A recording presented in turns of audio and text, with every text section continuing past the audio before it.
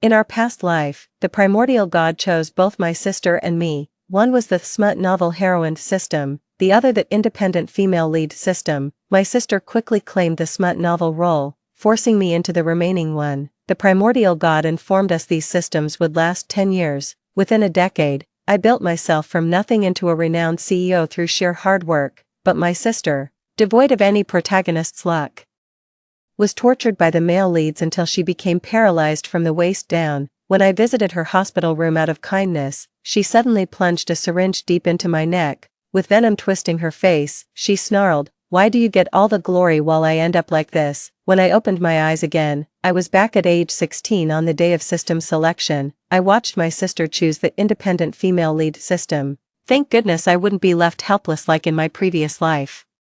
My sister FL.She saw me bind with the romance novel heroine system, her eyes gleaming with schadenfreude. "Darling sister, don't work yourself to the bone, I'll gladly enjoy the CEO position on your behalf." Her face radiated smug certainty, as if she'd already clenched future victory in her fist. Watching her leave, I finally exhaled in relief. In my past life, this system led me down endless detours and straight into every trap. Whenever I'm in trouble, the mere thought of seeking help would bring punishment upon me. That system won't provide you with any tools or skills, you're completely on your own. Host, you must form a contract with this system. The system's timely reminder snapped me out of my daze. After signing, I eagerly opened the in-game store. Browsing through the dazzling array of items, I went to redeem them only to find I lacked sufficient points. No points.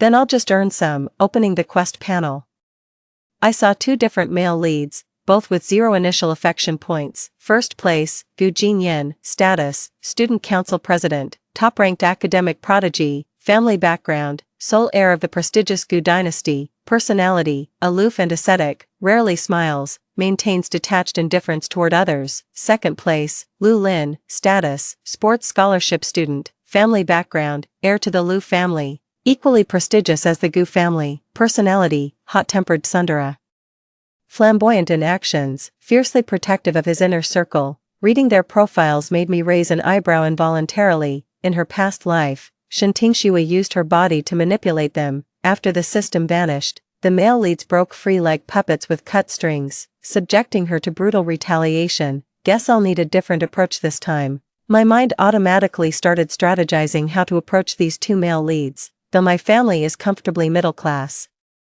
In this elite high school crawling with rich kids and rigid social hierarchies, I'm at the absolute bottom of the food chain. Host, don't panic. As a newbie perk, I can let you enter one of the male leads' dreams. What? There are newbie benefits. This is some premium treatment. Having chosen tonight's target, I left the space in high spirits. FL.She, why did you give up piano and ballet? Did she say something to you? Just as I stepped out of my room, I heard Mom's voice coming from the living room. My sister said you've spent all the family savings on me, leaving her without a comfortable life. It's my fault. Who does she think she is? You'll always be our precious daughter. Dad chimed in. She didn't grow up with us. You're our pride and joy. FL.She sobbed pitifully. I can't upset my sister. I'll practice at home with videos. Her happiness means everything to me. The female protagonist system forbids FL.She from using others' money for self-improvement. In my past life, my parents didn't object when I transferred to a regular high school. When they learned I'd cover all tuition and living expenses without costing them a penny, they praised me for being sensible. FL.She, get your ass out here right now. In the living room, our parents hovered around FL.She, their faces etched with anguish and fury. The moment I appeared, Mom jabbed a finger at me and snapped, "How could you be so selfish? FL.She has sacrificed so much for you. What more do you want?" Dad glared icily and added, "We didn't raise you all these years just to watch you bully your own sister." FL.She hid behind her mother, a faint smirk playing on her lips as a glint of triumph flashed in her eyes. I knew she was reveling in this moment, savoring the thrill of watching me get scolded by our parents. It was my fault. I won't ever bully my sister again. The thought of FL.She having to scrape together tuition money for herself suddenly made these reprimands feel insignificant. Seeing my sincere attitude, my parents let me go. Back in my room, the system said I could bring 1 item into the dream. I began preparing for tonight's dream journey. In the dream, I watched Gu Jinyan working in the study, dressed in a bespoke black suit. Though still a student, as the future heir of the Gu family, He had to get acquainted with the family business early on. Meanwhile, I sauntered toward him in the system-provided sexy bunny girl outfit, swaying in red stilettos. Jin Yen, won't you help little old me? I clung to his arm, rubbing against it coquettishly. With the system's assistance, Gu Jinyan quickly showed a reaction, though he remained expressionless. The subtle bob of his Adam's apple betrayed him. What do you want to do? His gaze burned with danger and desire when he looked at me. I'm completely clueless about what comes next. Could you teach me? I bit my lip, putting on a pitiful expression. He suddenly pulled me into his arms, his breath hot against my skin. For you, I'd do anything. He carried me to the bed, preparing for what was to come. That's awesome. Thank you for agreeing to teach me. I quickly wriggled out of his arms and slapped the math test paper open on the bed. I'm completely lost on this final problem, but I know you can teach me, math genius. So we spent the whole night in bed working through that final math problem. The next morning, I felt completely refreshed, as if I'd drained Gu Jinyan like a succubus. Gu Jinyan's affection plus 10, current affection, 10 out of 100, points obtained, 100, rubbing my eyes while checking the details. I couldn't help but chuckle, just imagining Gu Jinyan actually tutoring me all night in my dreams. From trigonometry to basic calculus, too, interesting. I murmured to myself, this free one-on-one tutoring session would be a waste if I didn't claim it for my own. The system deserved better. As I stretched, a notification suddenly popped up on the system panel. Special achievement unlocked. The charming bookworm. Description. Stayed focused on studying despite the distraction-filled PO system. Reward points, 50. I couldn't help but laugh. This system's got quite the sense of humor. I opened the store to redeem learning-related items, only to find them shockingly expensive. In my past life, I never had enough energy for studies, forced into sales, drowning in liquor, networking, and disdainful looks. This hard-won status came at the cost of both physical and mental torment. That's why I crave a sharp mind and formidable learning abilities. Shenting Shue was frying eggs in the kitchen when I came downstairs. She wore faded loungewear, clumsily flipping the spatula with unpracticed movements. This was part of the self-reliance clause mandated by the female protagonist system. Her eyes burned with envy when she saw my energetic demeanor. Seems you've already settled into your new role. Don't overindulge yourself to death in bed. Without getting angry, I pointed at the frying pan. You should worry about yourself first. Food poisoning means paying hospital bills out of pocket. Shenting Shue let out a shriek. Seeing her misfortune put me in an even better mood, so I hummed a tune on my way to school. The elite high school's campus remained as opulent as ever. Fountains, sculptures, and meticulously manicured gardens. Every detail reeks of affluence. Wearing my school uniform, I walked through the deserted campus, sensing a state of mind utterly different from my past life. In the classroom, I started working on test papers, applying last night's study techniques. Sure enough, problems that once baffled me suddenly became solvable. Only when hunger pangs struck did I reluctantly set aside the workbook. The cafeteria buzzed with lunchtime chatter as I carried my tray to a quiet corner. Just as I opened my notebook to study, a shadow fell across the pages. Looking up, I saw Gu Jinyan standing before me, faint dark circles under his eyes. Did you figure out last night's problem? His voice was soft, yet it rippled through the air like a pebble breaking water's surface. Thanks to you, my thoughts are much clearer now. I feigned composure, and if I still don't understand, you could teach me passionately, with all your might, just like last night, until you're completely spent. The latter part carried a deliberately suggestive tone, dripping with innuendo that invited wild imaginations. Gu Jinyan's affection plus 5, current affection 15 out of 100. He set down his tray and sat across from me, instantly drawing hushed whispers from those around us. Who's that woman? The chairman is actually having lunch with her. Could she be a business partner of the chairman's family? The cafeteria murmurs spread like wildfire. Gu Jinyan's slender fingers tapped the desk, and all those prying eyes instantly withdrew. Trigonometric substitution. Why do you keep making mistakes with this? I nearly choked on my soup. Is this genius seriously treating a wet dream like a math tutoring session? 3. So, President, are you going to tutor me personally? I deliberately leaned forward, letting my uniform collar slip suggestively. The tips of his ears turned visibly red, though his expression remained aloof. Come to the student council after school. He handed me a gold-embossed business card before taking his leave. Gu Jinyan's affection plus 3. Watching his retreating figure, I mused how rare it was to meet such an innocent man these days. Amusing. As I pondered how to approach the second male lead over lunch, He unexpectedly came looking for me first. Hey, you're the woman who's been seducing Gu Jinyan, aren't you? The voice came from above. Looking up, I was met with a striking head of fiery red hair. Lu Ling stood before me with one hand in his pocket, his athletic jacket casually draped over his shoulders, revealing well-defined arm muscles. He looked down at me with a dangerously appraising gaze. Thought you were a good student. But you're no different from those women trying to seduce Jinyan.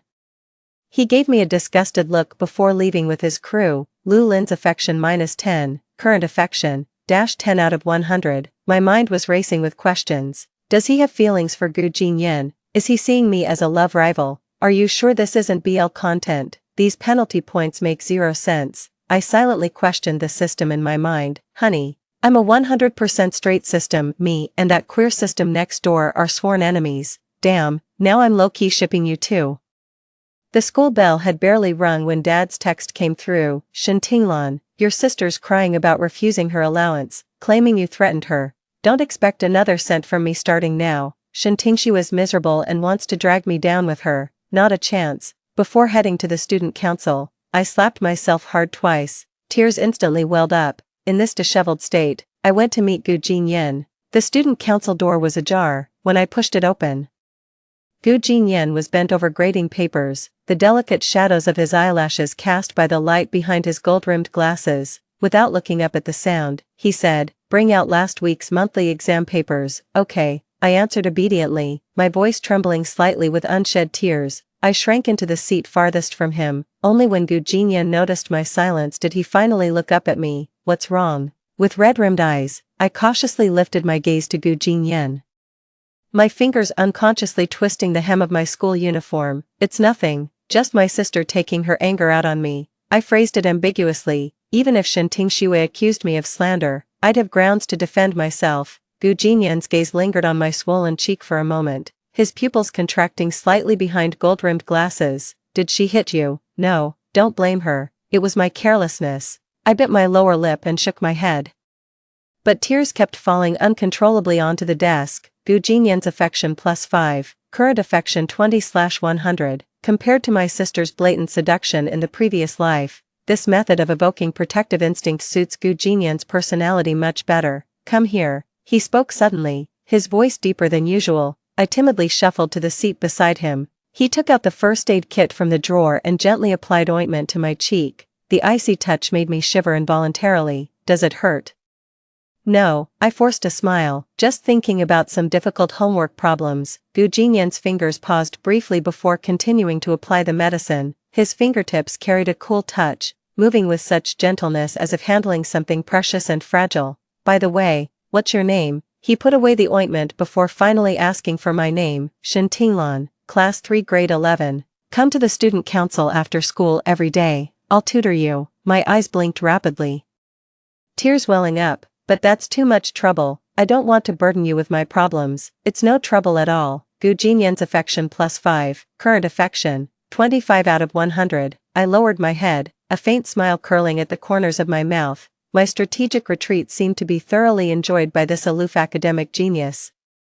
When I left the student council, night had already fallen. The campus lay in perfect stillness, illuminated only by the amber glow of street lamps. Suddenly, a dark figure blocked my path. Hey, you spent so long at the student council. What were you doing with Gu Jinyan? Lu Ling crossed his arms, hostility burning in his eyes. Are you jealous? I take back that fragile image I showed Gu Jinyan before. Having met all kinds of people in my past life, I know you've got to be tough with someone like Lu Lin. Jealous? What the hell are you talking about? Lu Lin's ears turned crimson instantly, his fists clenched so tight they cracked. I'm just warning you to stay away from Jinyan. I tilted my head, studying his furious expression, then suddenly laughed. What are you, his guard dog? He lunged forward, pinning me against the lamppost, his scorching breath hitting my face. You looking to die or something? Warning, Lu Lin's favorability -5. Current favorability, -15 out of 100. Instead of backing away, I rose on tiptoe to whisper in his ear. You're so concerned about Gu Jinyan. Could it be you've taken a liking to me? Shut up. We grew up together. I can't stand gold-digging women like you. Though his tone was fierce, his flushed ears betrayed him completely. Why are both male leads so innocent like this? I leisurely smoothed out the wrinkled school uniform. And what exactly is young Master Lu doing?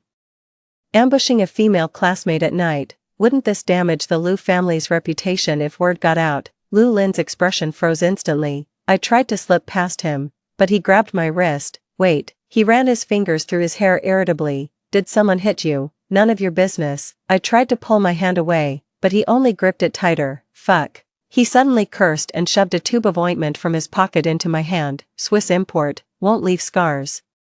Isn't that what you girls care about most? Your pretty faces. You're wrong, I said, meeting Lu Lin's gaze unflinchingly despite looking up at him. Appearance is the least significant thing about a woman. Lu Lin froze momentarily, his brows furrowing. Then what do you care about? Dignity, freedom, and conscience. Lu Lin's grip loosened slightly, the hostility in his eyes fading a little. He sneered, playing hard to get. Don't all you girls just coast by on your looks?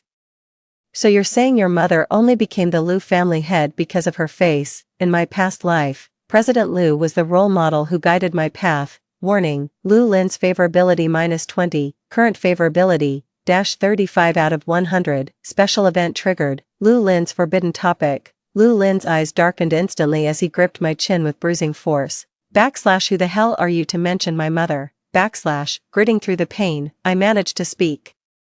/ I just want you to know women can be far stronger than you imagine. Did your mother run the entire Lu family by pleasing men? / Lu Lin's hand trembled slightly before finally releasing me. He took a step back, his voice hoarse. Go, rubbing my sore chin. I turned to leave. After a few steps, Lu Lin's deep voice came from behind. What's your name? Shen Tinglan. Lu Lin's affection +30, current affection. -5 out of 100, points obtained, 200, special achievement unlocked, Scalebane Challenger, scene.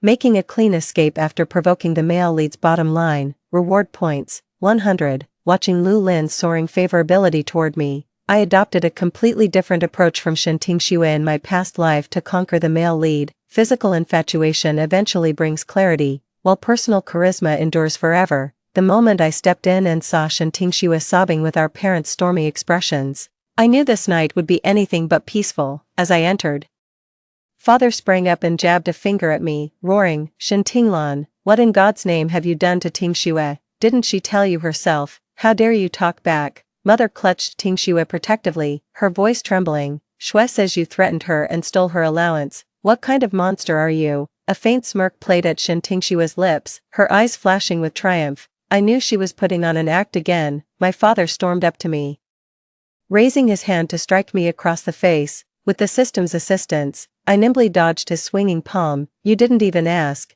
yet you're convinced it's my fault. I glared at them coldly, my voice trembling with suppressed rage. Xue is crying her heart out, and you still dare to make excuses. Mother shrieked accusations at me as if I were some unforgivable monster. Shen Tingxue let out a perfectly timed sob, her red-rimmed eyes locking onto me. Little sister, I know you dislike me, but you can't treat me this way. I just want us to get along. Her acting skills have reached new heights, summoning tears on command as if she'd suffered some grave injustice. Get out. Don't come back until you've learned your lesson. With father completely taking Shen Tingxue's side, this house has become unbearable. 5. I packed my essentials in a hurry and left without a second thought. The door slammed shut behind me, severing the last thread of familial bonds.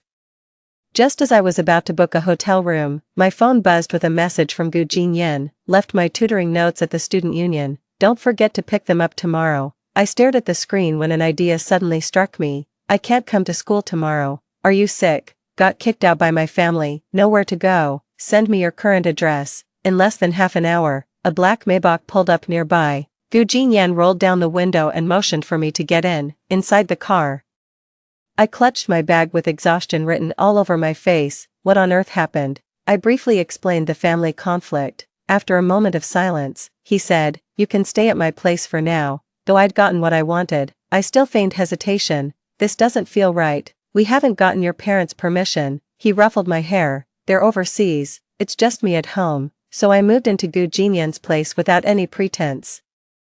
Gu Jinyan's home was an understated yet luxurious villa in the city's most exclusive neighborhood. Stepping through the gate, I was awestruck by the sight before me. The vaulted living room and floor-to-ceiling windows overlooked a meticulously manicured garden, while the minimalist yet tasteful decor spoke volumes about the owner's status. Your room is on the right side of the second floor, let Mrs. Jean know if you need anything. Mrs. Jean respectfully took the luggage from my hands.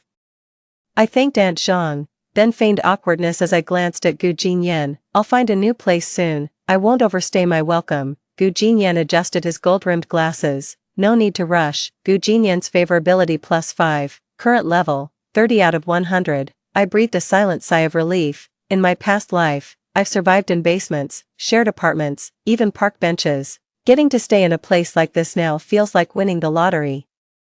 The bedroom turned out to be more spacious and comfortable than I'd imagined. As soon as Aunt Zhang left, I immediately checked the system panel. Today's interactions with the two male leads were quite fruitful. My points have accumulated to 450, that's enough to exchange for some beginner-level items. I opened the store and my eyes locked onto the Basic Learning Accelerator. This item boosts learning efficiency by 30% for 1 week, costing only 350 points. Redeem. A faint glow flashed.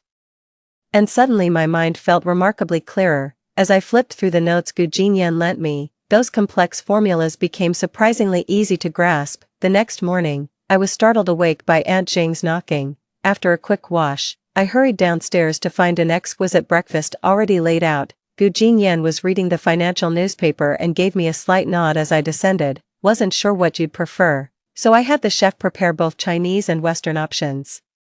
I'm not picky, I'll eat anything. This was a lingering effect from my past life. Gu Jinyan set down the newspaper. Make yourself at home, you're living here now. His tone remained even, but his gaze softened noticeably. Gu Jinyan's affection +3, current, 33 out of 100. After breakfast, Gu Jinyan asked me to ride to school with him. Just have the driver drop me at the bus stop. I'll take public transit to school. Don't you want to arrive at school together? Gu Jinyan's voice actually carried a hint of grievance. That's not the case at all, it's just not good for your reputation. With my irresistible charm and thoughtfulness, you're totally smitten, aren't you? True to form, Gu Jinyan wordlessly pulled me straight into the car. Do you really think I care about idle gossip? 6. There was a hint of barely perceptible tenderness in his tone, but I don't want to be a bother to you. If I was worried about trouble, I wouldn't have let you move in. Gu Jinyan's affection +2, current, 35/100. In the end, I still ended up riding to school with Gu Jinyan. When the Maybach bearing the Gu family emblem parked at the school gates, all eyes instantly locked onto it as whispers rippled through the crowd. Is there someone extra in the student council president's car? Oh my god, who's that? They actually get to walk to school with the student council president. Wait, I've seen that girl in the cafeteria before. The president approached her first.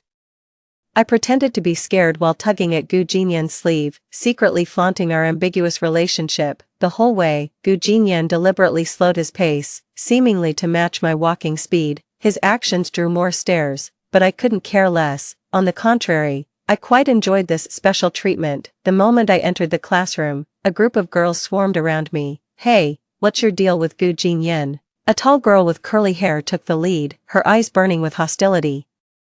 We're just classmates. Then why did he personally walk you to school? Another girl sneered. You'd better stay away from the student council president, or you'll regret it. So Gu Jinyan was this popular among the girls. In my past life, I never paid attention to school gossip. I only saw news reports about girls who crossed Shantingxue. Their families were bankrupted by the Gu and Lu conglomerates, some even driven to collective suicide. A sudden commotion erupted at the classroom entrance. Lu Ling strode in with his lackeys, his icy gaze sweeping over the girls surrounding me. What's all the racket? Can't you keep it down this early? His voice was quiet, yet carried an undeniable authority. The girls immediately fell silent and dispersed with sullen expressions. Lu Lin walked up to me and said, "Come with me for a moment." Being approached by the school bully Lu Lin usually spells trouble. As I left, I could clearly sense the gleeful stares from my classmates. He took me to the rooftop and dismissed his lackeys. Did you stay at Jinyan's place last night? He got straight to the point. Yeah, Lu Lin didn't expect me to be so blunt. Have you no self-respect? Would you jump into bed with anyone who's rich? The moment he finished speaking, my sharp slap landed across his face. Lu Lin staggered from the blow, clutching his cheek with disbelief flashing in his eyes. Gu Jinyan only took me in because I had nowhere to go. How dare you insult me with such filthy assumptions? Tears spilled uncontrollably down my face as I glared at him defiantly. Lu Lin's expression shifted from anger to shock. eventually tinged with a hint of panic. His lips parted as if to retort, yet no words came out. Seizing the moment, I lowered my voice with self-deprecation. Right. Someone abandoned by their family probably doesn't even deserve dignity in your eyes. With that, I turned on my heel as if to leave. Wait, you got kicked out of your home, and Jin Yan took you in. What else? What other motive could I possibly have? Gold digging to become his girlfriend? What exactly happened at home? My sister framed me. My parents played favorites. I was always the black sheep anyway. I'm sorry, I misunderstood you. I ignored him and turned to leave the rooftop. That's not what I meant. His voice dropped uncharacteristically low, tinged with frustration. I stopped in my tracks without turning back, my voice icy. Any further instructions, young Master Lu? It was my misunderstanding. I didn't know the full truth. Lu Lin's favorability plus 15, current favorability, 10 out of 100. Seeing the favorability turn positive, I reluctantly forgave him. I turned around, forcing calm into my voice as I met his gaze. I accept your apology, but I don't need your pity. It's not pity.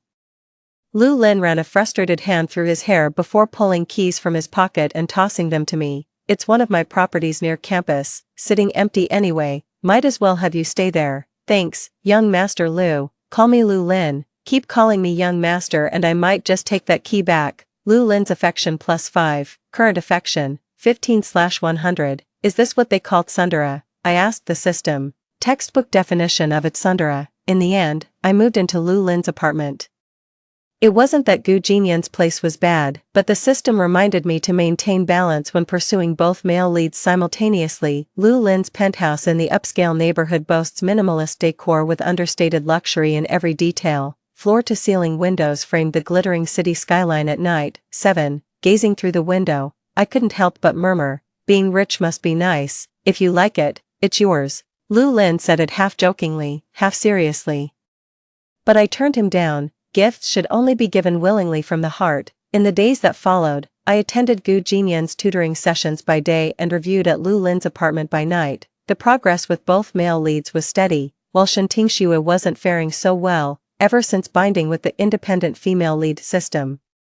She had to rely entirely on herself. To stay in her current high school, this pampered girl began trading household chores for substantial pay, but the system flagged the income-labor mismatch. Banning such loophole exploitation, Shentingxue had to abandon this shortcut and seek alternative solutions. She started working weekends at a convenience store, but couldn't handle the hardship and got fired soon after. Her life became increasingly strained. And her once pristine school uniform gradually grew shabby. Whenever we crossed paths on campus, her eyes burned with jealousy and resentment. If I'm suffering, you're going down with me. Shentingxue's retaliation came swifter than expected. The school forum was flooded with candid shots of me with Gu Jinyan and Lu Ling. That's her. Rumor has it she's stringing along both Gu Jinyan and Lu Ling. How shameless. She'd do anything for money. Seems like she'd sleep with anyone for the right price. Just the cheapest kind of smutty rumor. These petty rumors are nothing compared to the malice from my past life. Shentinglan. How did our family end up with trash like you? Shentingxue's loud voice drew the attention of nearby classmates. I never thought you'd sleep with 2 men at once just for money. My eyes welled up instantly as I blinked. Sis, I didn't. Stop playing the victim. Do you all know she'd do anything for money? She even cut ties with her own parents. The murmurs around us grew louder as Shentingxue smirked at me with the confidence of certain victory, yet her triumphant grin froze mid-smile, for Gu Jinyan had appeared without warning. Recalling their past life intimacy, Shentingxue's cheeks flushed with coy delight, completely forgetting how they'd exacted their revenge. What's going on? Gu Jinyan turned to look at me. Before I could respond, Shentingxue cut in. Jinyan, haven't you noticed anything strange lately? This woman has ulterior motives toward you. Gu Jinyan's gaze swept coldly over Shentingxue before settling on me, a flicker of concealed concern flashing in his eyes. Malicious intentions. Spreading rumors carries legal consequences. Shentingxue's face instantly drained of color. She never expected Gu Jinyan to openly take my side. I was just worried she'd deceive you. She stammered out an explanation. Is there a problem with Shentinglan asking me for tutoring help? I never expected Gu Jinyan to make our private matters public. Since when is it forbidden for classmates to help each other out? My voice trembled with tears as I looked at the onlooking classmates with a pitiful expression. Sensing the situation turning against her, Shen Tingxue gritted her teeth and suddenly raised her voice. Don't be fooled by her. She's a scheming gold digger who only goes after rich guys. The surrounding classmates began whispering among themselves, unsure whether to believe Shen Tingxue's accusations. Just then, a lazy voice drifted from the back of the crowd. Well, what's all the fuss about? Lu Lin strolled over with his hands in his pockets. Shen Tingxue visibly stiffened at Lu Lin's appearance, never expecting him to get involved in this matter. I'm just warning everyone not to fall for her tricks. Lu Lin let out a derisive laugh as he walked over, casually ruffling my hair with practiced ease. Trick Jin Yan into tutoring her, or con me into taking her in. His words detonated like a bomb through the crowd. How did she manage to charm both the top student and the school bully at the same time? Ugh, I'm so jealous. I wouldn't even dare to dream of pulling that off. As public opinion began to shift, Shen Tingxue tried to spread more rumors, but Gu Jinyan cut her off. Enough. If you keep spreading lies, the student council won't just stand by and do nothing. Shen Tingxue knew the student council wielded considerable power. Gritting her teeth, she shot me a venomous glare before turning on her heel and storming off. I hung my head, feigning fright while secretly delighting in my triumph. This time, Shen Tingxue not only failed to gain any advantage but actually boosted both male leads' favorability toward me again. Gu Jinyan's favorability plus 10, current favorability 45 out of 100, Lu Lin's affection plus 10, current 25 out of 100, points earned 150, after school. As I walked alone back to my apartment, a familiar figure suddenly blocked my path. We need to talk. Shen Tingxue's face darkened, her eyes brimming with resentment. I stopped in my tracks and regarded her coolly. What do you want? Just climbing the ladder by seducing men. What's there to be so smug about? A thought seemed to strike her, her tone dripping with schadenfreude. 10 years from now, when they're free from the system's control, you'll endure their deranged abuse just like I did. 8. I watched Shen Tingxue's contorted expression in silence, the corner of my lips curling slightly. You've misunderstood something crucial. I never used any tools to control their actions. Stop pretending to be noble. Without the system, you're nothing. But I never stooped as low as you, pouring myself out to please them. Instead of wasting time with me, you'd better figure out how to survive these 10 years with your system intact. Shen Tingxue's eyes darkened with malice as she hissed through clenched teeth. Shen Tinglan, don't celebrate too soon. You'll pay for this. I'll be watching with great interest. With a faint smile, I turned and walked away, completely ignoring Shen Tingxue's hysterical curses. A week later, my parents came straight to my school. When the homeroom teacher summoned me to the office and I saw their grim expressions, I knew trouble was brewing. The moment they saw me, my parents slammed the table and stood up. Father pointed at me and roared, Shen Tinglan, your sister is missing. Did you have something to do with this? Mother's eyes were bloodshot as she shrieked. She hasn't come home for days, her phone's unreachable. Where are you hiding her? I looked at them calmly. She's been gone for a week. Why come to me instead of reporting to the police? Who else could it be? Father bellowed, you've always resented her, constantly picking on her. And now you dare play innocent. The homeroom teacher tried to mediate, but was interrupted by the mother. Teacher, you don't understand. This child has been wicked since childhood. Tingxue is such a kind soul who'd never offend anyone. She spread rumors about me seducing men and publicly humiliated me at school. Is this what you call kindness? My father was momentarily speechless, but quickly regained his anger. She was just worried you'd go astray, and you repay her concern with betrayal. Enough, this is a school. We're fully prepared to cooperate with police investigations if needed. The homeroom teacher finally spoke up to intervene. Just then, the office door swung open as Gu Jinyan and Lu Lin entered one after another. Teacher, what's going on here? Gu Jinyan's voice remained calm and steady as his gaze swept between me and my parents. Lu Lin stepped directly to my side, his tone sharp. Who are you? What's all this shouting about? My father froze momentarily upon seeing them, clearly recognizing who they were. His demeanor softened slightly, though the fire in his eyes still burned. She sold my daughter God knows where. I demand justice from her. How can you be so sure Shen Tinglan did this? Do you have concrete evidence? Gu Jinyan asked calmly. The father hesitated before finally saying, she's my daughter. Don't you think I know what she's capable of, sir? If you continue making baseless accusations against our student, I will take legal action. Father's face turned ashen, clearly taken aback that someone would stand up for me. If anything happens to Gu Tingxue, you'll pay for this. He stormed off with those threatening words, dragging mother away from school. With the farce over, I left the office too, followed closely by Gu Jinyan and Lu Ling.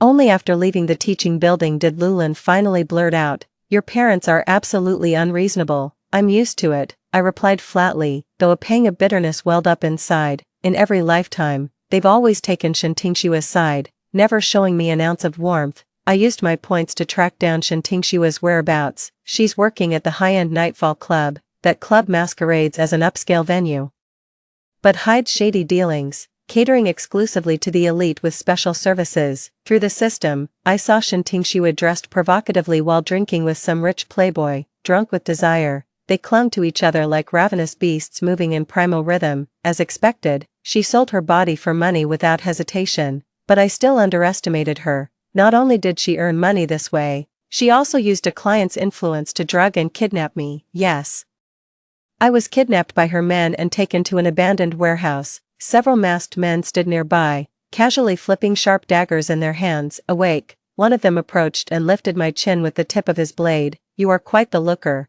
No wonder Miss Shin asked us to take special care of you." I fought back my fear. "How much did she pay you?" The man sneered. "What, trying to buy us off?" "No." I looked up at him. "I just want to know what my life is worth in her eyes."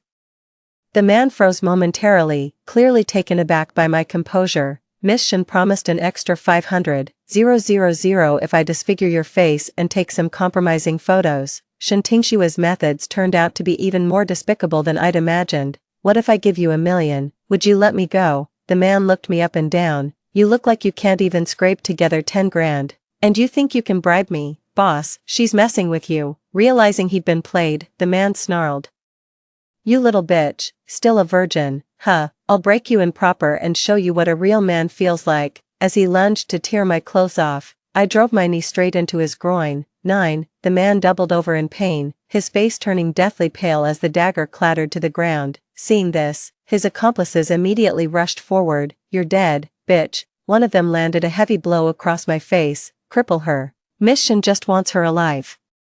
I'd like to see who dares lay a finger on her." It was Lu Lin's voice. Behind him followed Gu Jinyan and several bodyguards. Lu Lin's eyes flashed with fury as he charged forward, kicking the nearest man away from me with a single powerful strike. Gu Jinyan swiftly untied the ropes around my wrists, murmuring, "It's all right now, we're here." Fortunately, I'd prepared in advance, spending all my points to exchange for 2 disposable tracking devices, which I'd hidden in protective charms and given to them. My taut nerves finally relaxed, my legs buckling as I nearly collapsed. Gu Jinyan caught me in his arms, shielding me protectively. "Where's your employer?" Lu Ling grabbed a masked assailant by the collar, his voice seething with restrained fury. "No idea. She said she'd contact us after the job was done. Tell her the mission succeeded. Lure her here. Then give her exactly what she made you endure. Just don't kill her." Lu Lin gave final instructions to the bodyguards before taking me from the factory to their affiliated hospital. The doctor confirmed no additional injuries, and only then did the 2 men finally relax. Gu Jinyan affection plus 30, current level, 75 out of 100. Lu Lin's favorability plus 40, current level, 65 out of 100. / don't worry. We'll help you get revenge. / I looked at them both. / if Shintingshue arrives, please escort me back. I'd like to have a word with her. / Gu Jinyan and Lu Lin spoke in unison. "If you're really worried, you can come along. Actually, there's something I need to get off my chest with you guys." I asked the system if I could tell them about the whole conquest plan directly. The system said it's fine as long as I'm prepared to risk mission failure. Watching their affection meters nearly maxed out, I made up my mind to come clean. After all, I despise deception. My conscience would haunt me for life. Upon reflection, my only motives were leveraging the system to connect with them quickly, using their help to improve my grades and secure temporary housing. Beyond that, my conscience is clear. When Shintingshue arrived at the factory, triumph written across her face, she never expected to be greeted by my unharmed self the moment she pushed open the door, along with Lu Lin's icy glare and Gu Jinyan's look of disgust. "What are you doing here?" Shintingshue clearly didn't expect these 2 to show up here. A realization dawned on her as she turned to me. "You're controlling them through the system, aren't you?" "What system?" Gu Jinyan immediately latched onto Shintingshue's key phrase. "You've all been played by her. She's bound to some trashy romance novel system, using cheap tricks to seduce men. hearing Shen Tingshua's confession, I dropped my act too. She's right, I do have a system, Gu Jinyan. That night I entered your dreams with its help. It was the only way to get close to you quickly. I turned to Lu Ling. As for you, I was planning to use the system to approach you, never expected you'd come knocking on your own. I knew you had an ulterior motive for getting close to Jin Yen. Lu Lin wasn't as angry as before. Instead, he looked smug, like he'd uncovered the truth. I expected Gu Jinyan to be furious about being deceived, but he just gave me a resigned look. So you really just used me to improve your grades. I nodded and said, yes. But later I realized you're someone I can truly trust. Thanks. What about me? Lu Lin asked me challengingly. You might have a temper, but your heart's in the right place. I smiled at him. Then I confessed everything about the system selection and my past life. Seeing the situation turning against her, Shen Tingxue screamed hysterically. Don't be fooled by her. She's just acting. She only wants to use her body to extract wealth and money from you. That's just you. The mere thought of their intimate encounters with Shen Tingxue in their past lives, even sharing her, made Gu Jinyan and Lu Li's blood run cold. Their expressions darkened instantly. Shen Tingxue's face drained of color as she staggered backward. It's not what you think. Let me explain. Explain how you manipulated us with your system, or how you framed Tinglan in this lifetime. Shen Tingxue was backed into a corner, her panicked eyes darting around before finally locking onto me, her expression twisted into fury. This is all your fault. If it weren't for you, I'd never have sunk this low. I met her gaze calmly. These are the consequences of your own choices. The system was just a tool. You chose the vilest path. It's time you faced the consequences of your actions. They took me away, and I knew they'd send someone to handle this. We remained silent the whole way until we reached the apartment. When Lu Lin was the first to break the silence, Tinglan, would you be my girlfriend? Gu Jinyan also confessed his feelings. I really like you. Will you be my girlfriend? Congratulations. Gu Jinyan's affection for you has maxed out. Congratulations. Lu Lin's affection for you has maxed out. Caught off guard by their simultaneous confessions, I froze in place. 10. The system chime kept ringing in my mind, announcing the successful completion of the mission. I'm sorry. You all deserve someone better. Why? Lu Lin never expected me to turn them down and wanted to know the reason. I can't forget your entanglement with her in our past life. I still can't accept this. They froze, never expecting that events from their previous incarnation would lead to these two prodigies being rejected. Gu Jinyan nodded. Understood. I'll make you accept me. Before Gu Jinyan's words faded, Lu Ling frowned. Love can't be forced. I'll respect your choice and prove I'm nothing like my past self. I never expected them to react this way. I thought they'd just walk away after the rejection, cutting all ties.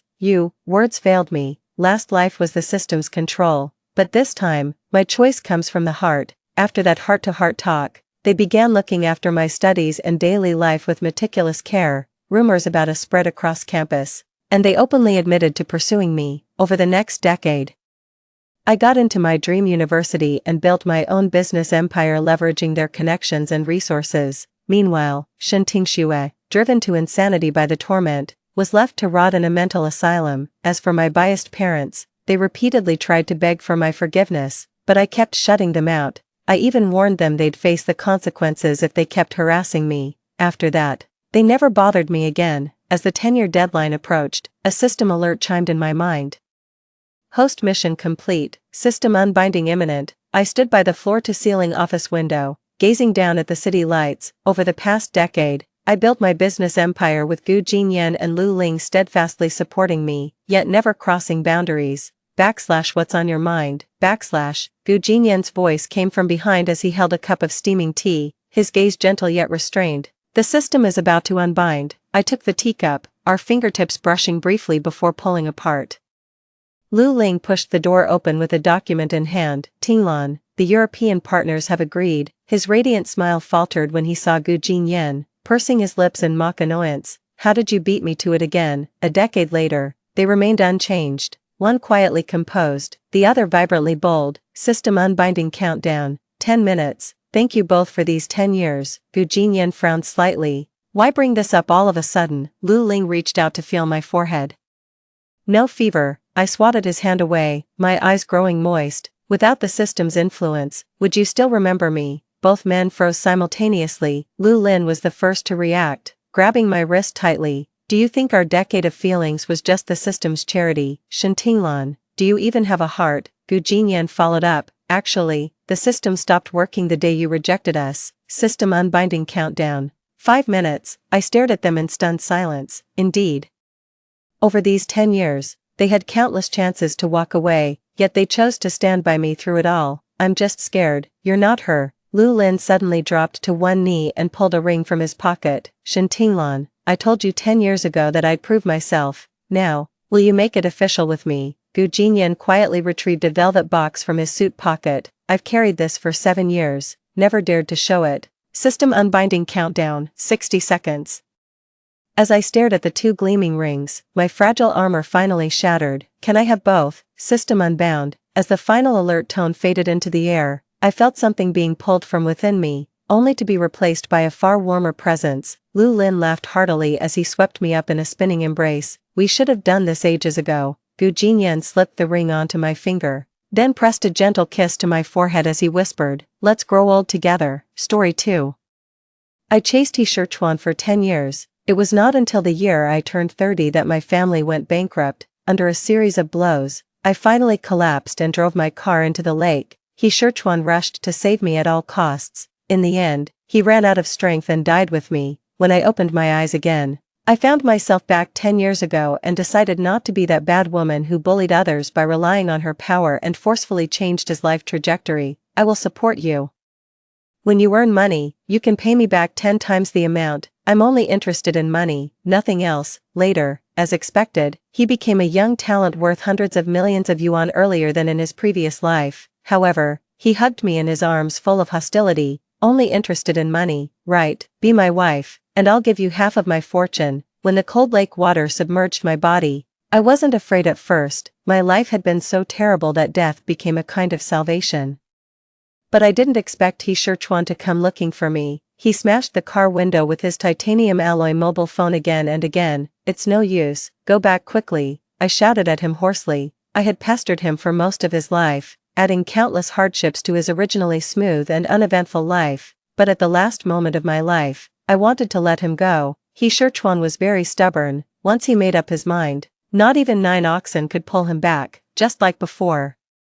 When he said he hated my methods, no matter how eloquent I was or how many tricks I played, he remained unmoved, but I didn't expect that his stubbornness would not yield even in the face of life and death. As I watched him exhausted and sink to the bottom of the lake with me, I secretly thought in my heart, if I could start my life over again, I would definitely return his freedom and future to him and treat him with all my heart. The moment I saw He.She again, I knew what an empty promise was. In the stuffy and narrow back alley, He.She curled up in the corner, his handsome face, full of youthful spirit, had bruises on it, and I was mesmerized by him all over again. My cheap younger brother, who was good at pretending to be cute and pitiful at that time, had a sneaky smile on his face. Sister, I heard you have a crush on him, but he still doesn't buy it. You should have told me earlier. I'll train him and give him to you. I smiled silently. Is he trained now? I've trained him halfway. I went to the school of his deaf sister and took a few photos, and he obediently came with me.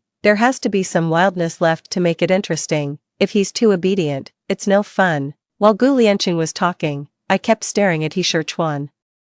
Watching his fists clench and then loosen, he was so pitiful. My proud and unyielding young wolf cub, at this moment, had his claws pulled out and his fangs ground down, allowing a beast like Gu Lianqing to step on him. So I mustered up my strength and slapped Gu Lianqing hard. My hand went numb. Who gave you the right to touch him? You've only been in the Gu family for 2 days, and you've already forgotten to abide by the law. Gu Lianqing was obviously stunned by my slap and even forgot to hide his fox tail. He gritted his back teeth, and it took a long time for him to force a smile on his face. Sister, you're in a bad mood today. Let's talk about it later. After Gu Lianqing left, I squatted in front of He.She. and reached out to touch the abrasion on his face. He quickly shook off my hand, and his tone was full of coldness. Don't touch me. He.She. 10 years ago couldn't control his emotions well.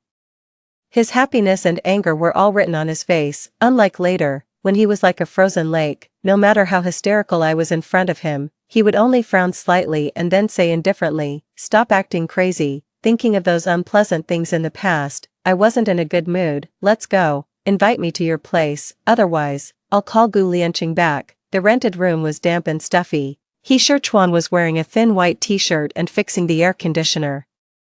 His clothes were soaked with sweat, and his firm back muscles were like a taut bowstring, making my mouth go dry. After a while, the old fan made a whooshing sound, and a gust of warm air almost made me faint. He-Chuan walked down as if no one else was there and started doing his exercises on the greasy dining table. From beginning to end, he treated me like air. I opened his old refrigerator, which looked older than my grandfather at his age, and barely scooped out a few pieces of ice.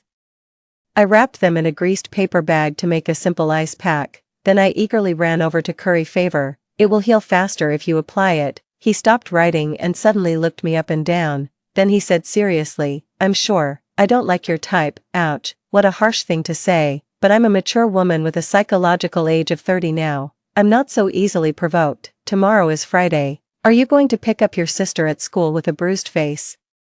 He was stunned for a moment and pursed his lips. She definitely won't ask you what's going on. She'll just tell you with a smile that she's doing well at school and then cry alone under the covers. As soon as I finished speaking, He-Chuan snatched the ice pack from me. It's so easy to manipulate someone with a weakness. I felt my not-so-noble thoughts starting to stir again. Maybe my true nature is dark, and even if I start over, I won't become completely pure.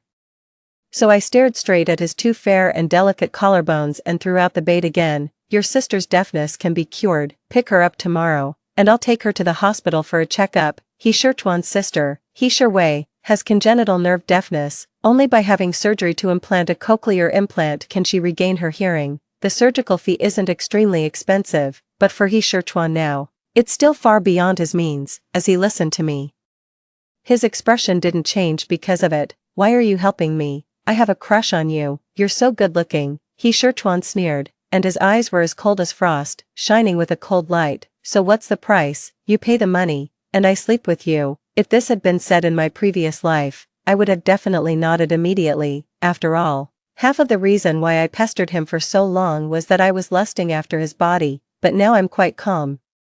Mainly because I've already had him. What kind of person do you take me for? I just want to have a proper relationship with you. Besides, you're at least a tall guy of 1.8 meters. Do you think I'd force myself on you? I didn't expect He-Chuan to be so innocent. My words, which were as innocent as they could be, actually made him blush. At the age of 30 with a 20-year-old face, meeting He-Chuan, who was also 20 years old, was really much more interesting than in my previous life. If it were Gu Xiangwan at the age of 20, she would only be eager to throw money at people. If that didn't work, she'd play dirty tricks and then blatantly declare her sovereignty. She looked arrogant and overbearing, but in fact, she was selfish and pitiful. I can't have died in vain. This time, I also want to learn what it means to win someone's heart and take my time. Your arm is also injured. Sit still.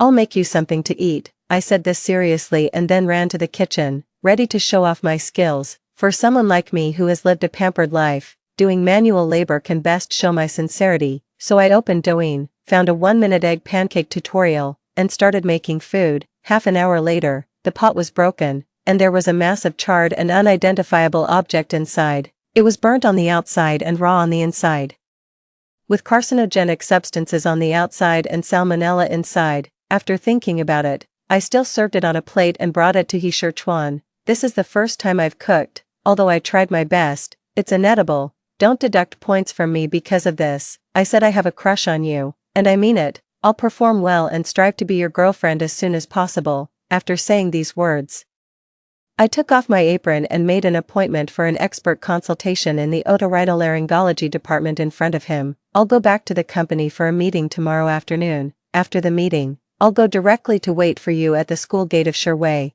Don't doubt my motives, because if I had any malicious intentions, with your current resources, you wouldn't even be qualified to sit at the same negotiation table with me. I thought I had shown enough sincerity and generosity, so I didn't care about his reaction anymore and planned to go home and deal with my father. I slapped that ungrateful wretch Gu Lianqing today. He must have gone back and told my father bad things about me. If you can really cure my sister, I won't owe you this favor for nothing. I'm not interested in having a relationship, but my body is at your disposal at any time. He-Chuan looked serious, and his eyes when he looked at me didn't dodge. I should have said something big to dispel his doubts. I said I would take my time in this life, so why did it turn into a deal of money and sex again? But this time he brought it up himself. I've slept with He-She, but I've never slept with He-She at the age of 20. I'm really tempted, because I was thinking about what He-She said about being at my disposal at any time. I was particularly enthusiastic about getting He-She treated.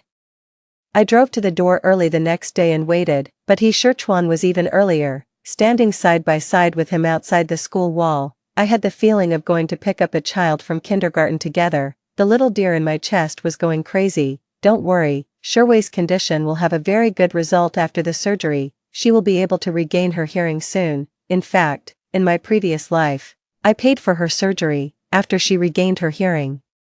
I signed her up for classes to learn to speak again. In the end, when I died, she had already become a rising star painter. However, probably because I used to bully her brother a lot in my previous life, she didn't have a good relationship with me. Before she could speak, every time she saw me, she could make sign language so fast that it left an afterimage. When she recovers, I will fulfill my promise. He-She seemed to think that I was reminding him not to renege on his debt.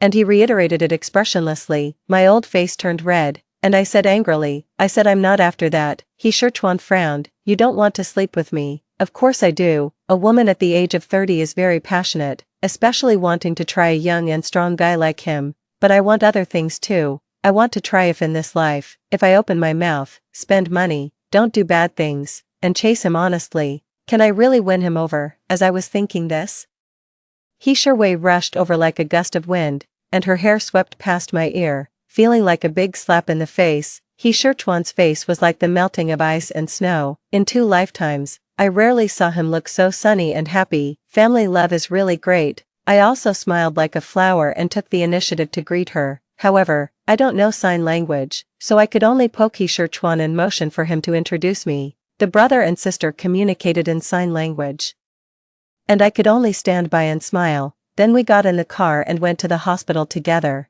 and I felt like a driver again. Anyway, because of my memories of my previous life, I easily found the best doctor for her, explained her condition clearly, and even brought up the precautions myself. I was like a worried and responsible mother. After all this trouble, the doctor immediately came to the conclusion that she should be hospitalized immediately, and the surgery could be done next Monday.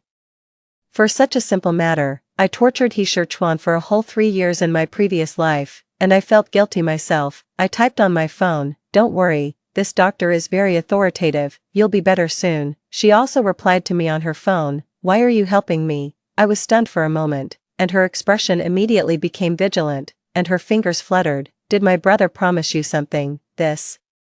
I was still hesitating how to answer when He-She turned her around and started signing rapidly. Finally, she reluctantly put down her hand, but she still looked at me unfriendly. While He-She went out to go through the formalities, I quickly tried to get on good terms with my future sister-in-law. "You have a really good relationship with your brother. He cares about you very much." She typed on her phone much faster. "We've always depended on each other for survival. Don't worry. I'm here to help you, and I have no ill intentions towards your brother either." I still wanted to tell her that I just wanted to chase her brother, but her phone was already in front of me. "He's not my biological brother. He was just raised by my parents, and we have no legal relationship at all." I stared at the phone for a while before I understood the meaning of these words. The shock at that moment was even greater than my anger. I just felt it was incredible.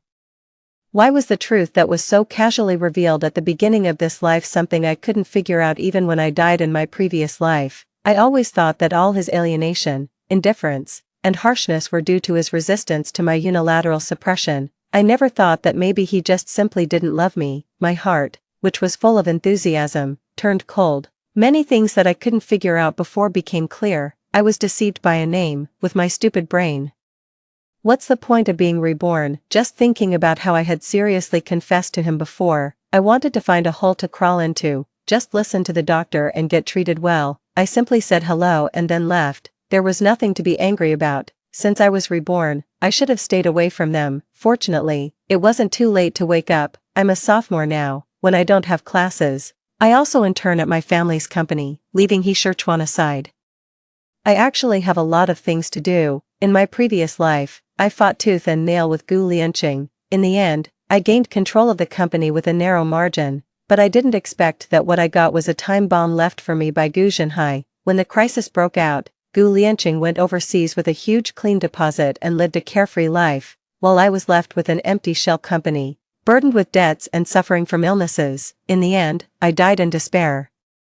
It couldn't be worse than in my previous life, right? Back at school, I focused on listening to the class. Only by getting into the top 3 in my major could I be eligible to apply for a major transfer. I don't want to study business administration anymore. I have nothing to manage in business. I like traditional Chinese medicine. In the future, I can take people's pulses and diagnose their illnesses, and at the same time, I can adjust my own body. I don't want to be like in my previous life.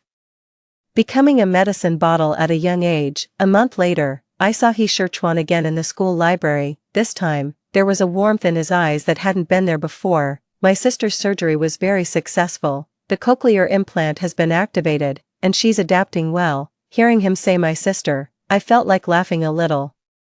That's good, you can also focus on completing your studies. He-Shirchuan was the gold medal winner of Li Qingtong's physics competition and the apple of the eye in the school's physics department. He originally had a bright future. However, in order to earn money for He-Shirwei's surgical expenses, he missed too many classes and experiments. The teachers who had high hopes for him were extremely disappointed in him.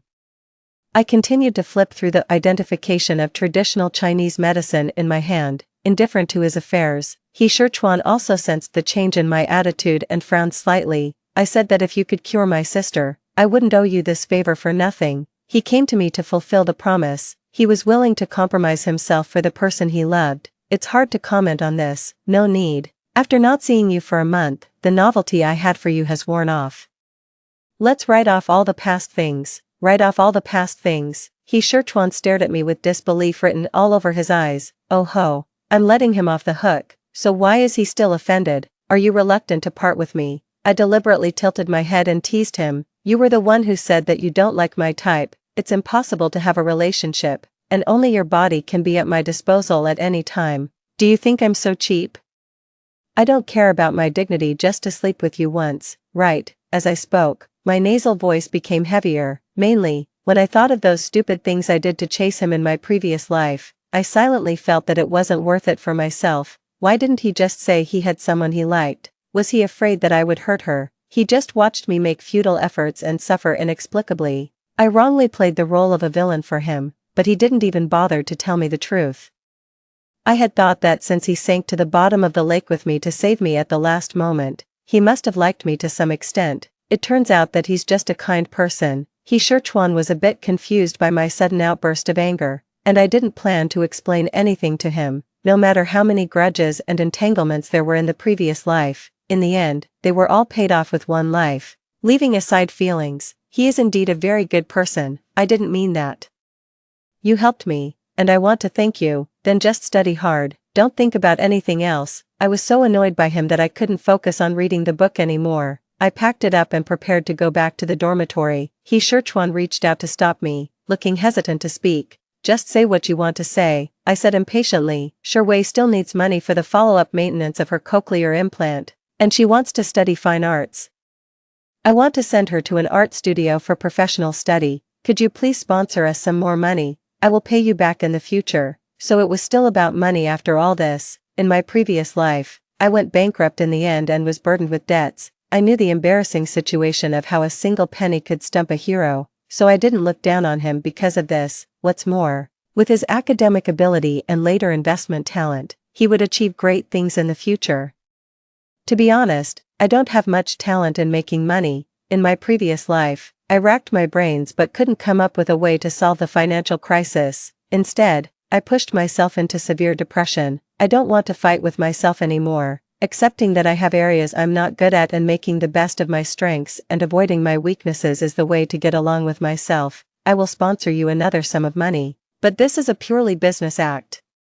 I require a contract to be signed. When you earn money in the future, you have to pay me back 10 times the amount. I'm only interested in money. Is that okay? It's a profitable business that's too good to pass up. He seemed to be surprised by what I said. After hesitating for a moment, he nodded. Since then, I consciously kept a clear distance from him, but it seemed that he would automatically appear in front of me every once in a while, always having something to ask me. Sometimes he would give me breakfast on the way, Sometimes he would ask me about the preferences of a certain teacher, and sometimes he would use his position as the vice chairman of the student union to ask me for sponsorship. In short, he was just like those annoying flies that surrounded me. He didn't like me, yet he liked to provoke me. What a jerk. And my father finally called me home after receiving the first notice of my major transfer. What do you mean by this? Such a big thing as changing your major. Why didn't you discuss it with me? What's the big deal? I'm not cut out for business in the first place. Now I'm just returning to my true self. Not cut out for business. Gu Zhenhai's face turned green, and he spoke to me sharply. I've spent so much effort cultivating you to be my successor, and now you're telling me halfway through that you're not suitable for this. Ha, I couldn't help but sneer. Do you see me as your successor or a fool?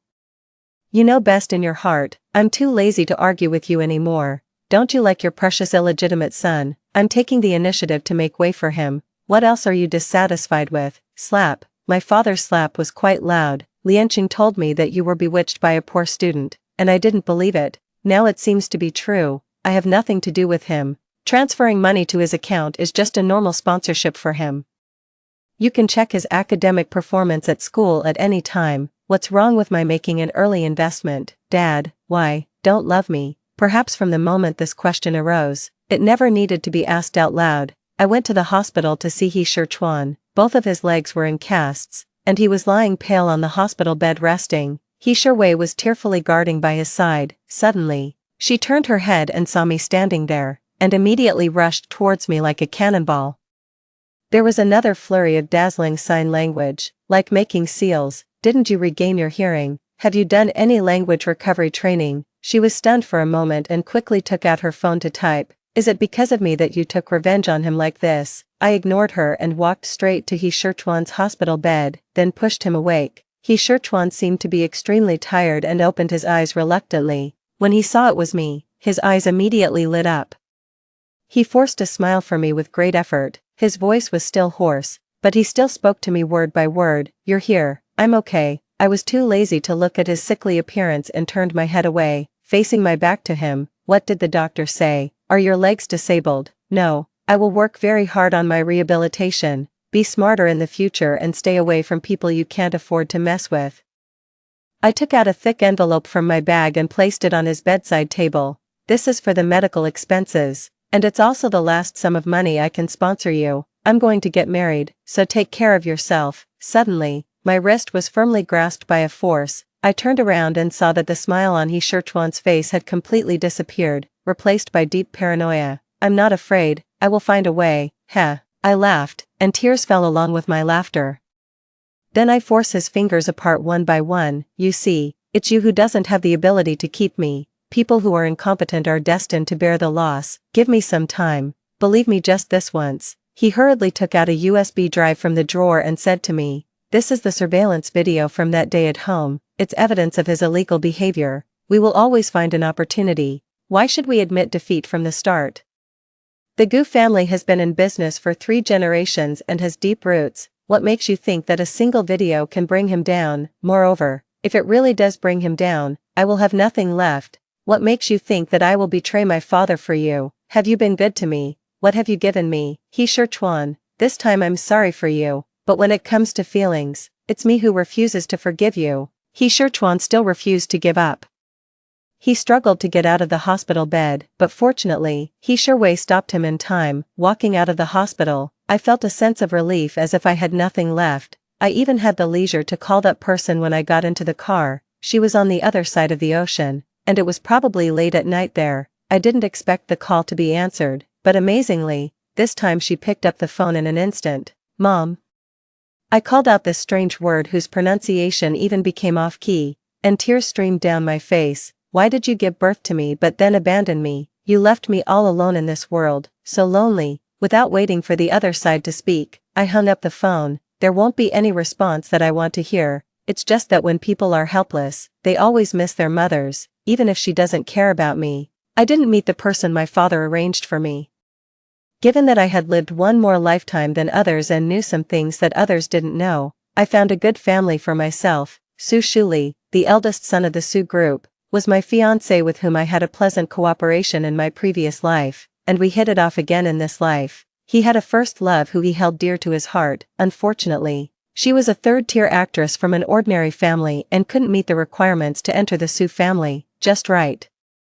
He relied on me to open the back door for them. 3 years later, in a private luxury restaurant, a beautiful couple was sweetly having a candlelit dinner. There was also a poor guy sitting alone on the terrace on the second floor, enduring the cold wind. Suddenly, there was a commotion and the sound of a fight downstairs. Su Shuli's weak screams were mixed in among them. There was also an angry and familiar voice. "Scoundrel! How dare you betray her?" I stumbled and rolled down, trying to save Su Shuli, but it was Heroine who fell to the ground. He was pushed to the ground and couldn't get up. His metal walking stick was thrown aside, but his upper body still maintained an attacking posture. Not feeling at a disadvantage at all. "Get out of my way, don't touch him." I frantically pushed aside Su Shuli's group of black-clad bodyguards and carefully helped Heroine up. Heroine looked at me as if he had seen a ghost. "You were here.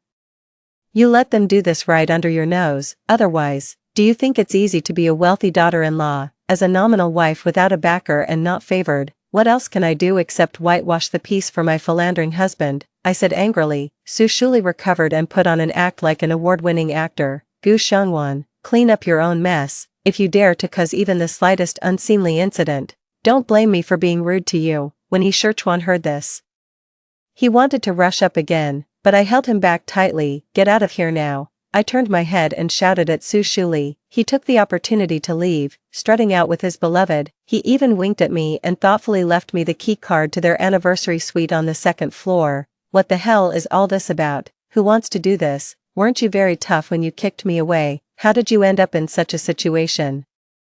You were actually bullied like this when you're with someone else. Heroine was still speaking sarcastically to me, but my eyes were only fixed on his legs, which didn't seem to show any abnormalities. "What about you? Didn't you say your legs were okay? Why are you using a crutch? Didn't you do your rehabilitation properly?" His gaze was cold. "Don't you think it's too late to care about me now? You didn't call me even once in 3 years. I thought you were having too much fun to think about coming back. How do you know I'm not? Su Shuli has a beauty in his arms. Can't I have multiple women by my side? A marriage without love also has the advantage of being free and unrestrained," I retorted without showing any weakness. "So you're free and unrestrained now. What about me, with my inconvenient legs? I wonder if I'm still lucky enough to make you forget everything else for a while, after not seeing him for 3 years. This guy is now sharp-tongued. Indeed, in just 3 years, Heroine now is no longer what he used to be. He studied under the physicist Li Qingtong and has been studying in the United States for the past 3 years. He has developed an internationally top-notch brain-computer chip, which has greatly promoted the development of medicine and applied physics. With such a background, making money is just a side issue, not to mention in China.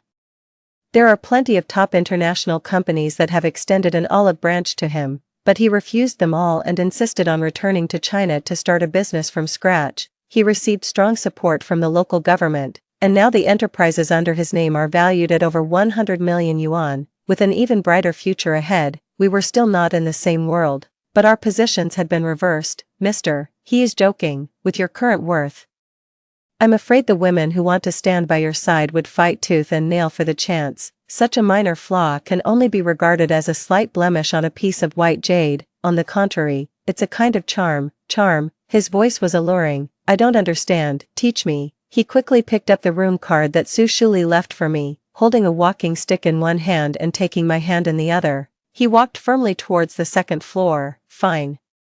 If it's about indulging in a moment of pleasure, I'll accompany him to the end." As soon as we entered the room, I took the initiative to take off my clothes. Considering his inconvenience with his legs, I even consciously unzipped his pants, but I failed. "Gu Xiangwan, did I say this was how you should teach me, wasn't it?" He had been flirting with me verbally for a long time, and anyone would have understood it that way. Now he was putting on such an expression at the last moment. I was a bit speechless. "Heroine, are you a sore loser?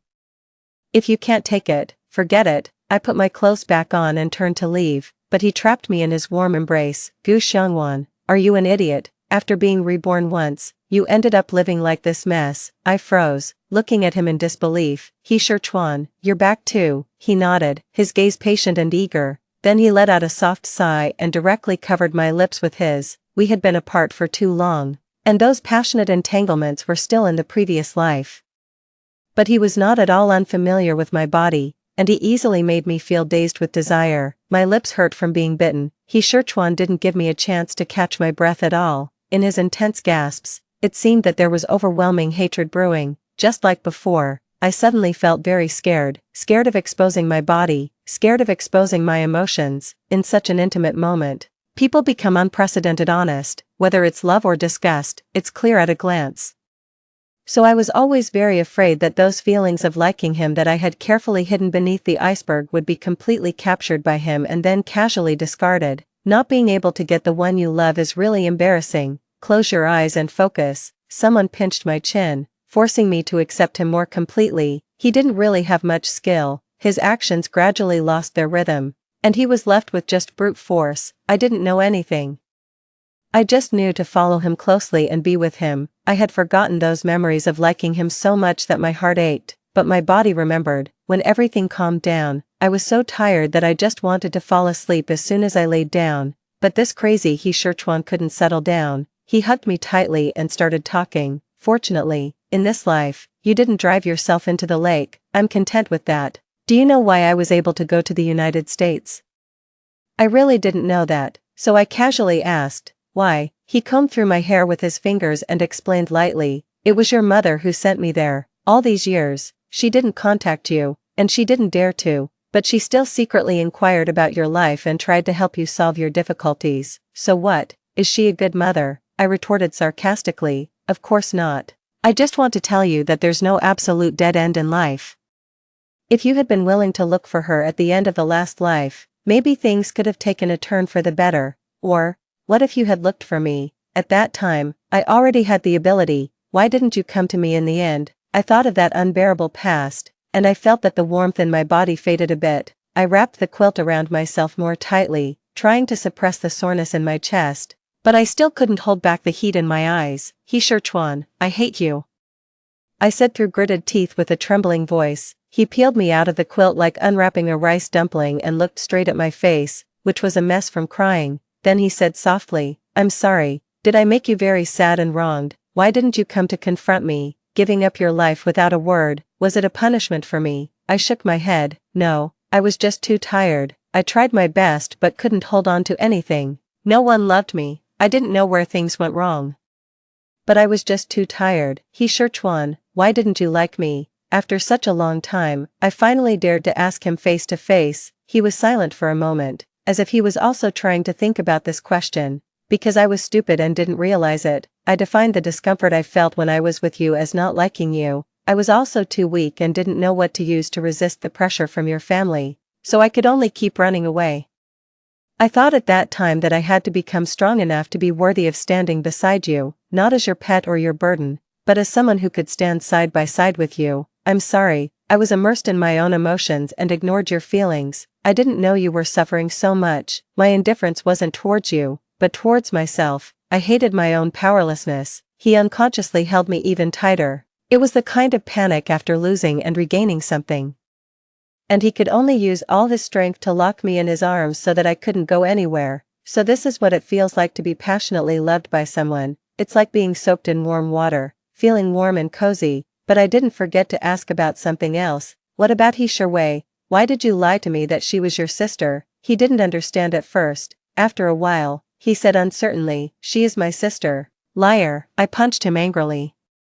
You have no blood relationship or legal relationship with her. Why didn't you make it clear? He looked at me a bit wronged. It makes no difference to me. After my parents passed away unexpectedly, her parents took me into their home and treated me like their own son. If it weren't for them, I would have been living in poverty in some unknown place long ago. I've always regarded her as my real sister. Then why do you both have the surname He? Our village is called Hajia village.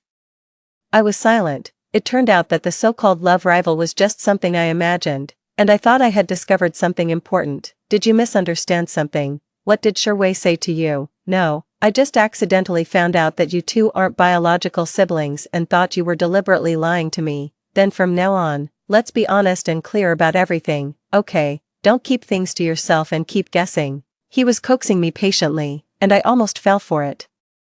Fortunately, I came to my senses at the crucial moment. We're just reminiscing about the past. Who said there's a future with you? I'm Mrs.Su now. I kicked him and sent him tumbling to the ground. Sichuan climbed up from the ground with a confused look on his face. Even the madam in a brothel doesn't turn against someone this quickly. What nonsense are you talking about? I threw a pillow at his face. And then I ignored whatever he said and slept until dawn. Sichuan hadn't had such a satisfying encounter for a long time. After finally having his fill, he was so excited that he didn't know what to do with himself. Early in the morning, he arranged dozens of kinds of Chinese and Western breakfasts. He also sent someone to run errands to a nearby mall and bought more than a dozen sets of complete women's dresses. When I woke up from my sleep, I saw him acting like a male peacock, showing off everywhere and seeking praise. Crazy, just so. After having breakfast and tidying up my makeup, Sichuan urgently wanted to establish our relationship. You two are in a fake marriage and live your own lives, right? Then let's find some time today to get a divorce certificate. We can't get one, I replied stiffly. Why? Sichuan's voice suddenly became tense and cold. And his eyes looking at me were fierce, completely lacking the tenderness from the previous night. I originally wanted to scare him, but I was so intimidated by him that I told the truth. We didn't actually get married. Where are we going to get a divorce certificate? It was a business marriage from the start, and neither side was really interested, so the wedding was held on a small scale in a hasty manner, and the wedding dress was rented temporarily. As for getting the marriage certificate, it was even more impossible. No one wanted to cause trouble for themselves. They colluded to make two fake certificates to fool their families, and that was it. Are you saying that you're single and available to be pursued? Sichuan was so excited that his tone changed. If he had a tail, it would definitely be wagging like a propeller at this moment. Sort of. But if you really want to pursue me, you still have to perform well. Only then will I consider it. After hearing this, he seriously knelt down in front of me and showed me his personal property on his phone. I still remember that when you sponsored me that money, you said you were only interested in money and that I had to pay you back 10 times the amount in the future. All these years, I've been desperately saving up my wealth, just in case one day if you didn't like me, you might still like my money. Don't worry about the Gu family. They can't do anything to you anymore. As for whether you want to stand by and watch or show mercy in the future, it's all up to you. Gu Xiangwan, be my wife, and I'll give you half of my fortune. I actually had a lot of things I wanted to settle with him, but nothing was more important than agreeing to him at this moment. Where's the ring? I tried my best to control my emotions, but I was almost about to blow a snot bubble. I didn't bring it. Just promise me first. Okay, I promise you, from now on. Every word you say is evidence in court. If you go against any of it in the future, you will face severe legal punishment, I declared bluffingly, my fingertips turning white from gripping tightly. Xiangwan, you're more important than my life. I was deeply touched and was just about to continue pouring out my heart to each other, but Sichuan suddenly locked the door from the inside again and messed up the clothes I had just put on. It's no use, go back quickly, Sichuan. What are you doing? Didn't we just, yesterday, you scoundrel? Men have nothing but useless thoughts in their heads. He thought I was being too noisy and gave my butt a hard pat, then he leaned over and coaxed me in my ear. Every time we did something serious in the previous life, it was like a fight, and we didn't start until we were in our 30s and our physical strength wasn't as good. Don't you want to try me when I'm younger? He did have a point. I tried it once, and then again. In the end, even when I cried and said I didn't want to try anymore, it didn't work. It feels like I was deceived again, but it doesn't matter. My life has never been easy. It's always full of uncertainties, but I've been given a second chance. Eventually, I found myself, and I also found you. Sichuan, I've rewritten the answer sheet of fate. This time, our future is full of hope. Story 2. Before the implementation of the divorce cooling-off period, my husband suggested we fake a divorce so that he could transfer the ownership of our old house to me and purchase a new house in a good school district under his name. I readily nodded in agreement and quickly drafted the divorce agreement. With a smile, he said, "Wife, you're so good to me. I promise we'll remarry as soon as the property deed is issued." I looked up at him with deep affection. "Husband, swear to me, if you deceive me, may you not die a good death." His face stiffened for a moment but then returned to normal. "Wife, I swear, if Gu Yan betrays Lin Yang, may I not die a good death." I slowly smiled, knowing soon he would fulfill that oath, because I had been reborn. When I opened my eyes, Gu Yan was holding my hand, intently showing me the floor plan of a house. my mother-in-law sat opposite us, nodding and smiling along. Wife, look at this green court apartment. It's 120 square meters, has good ventilation from north to south.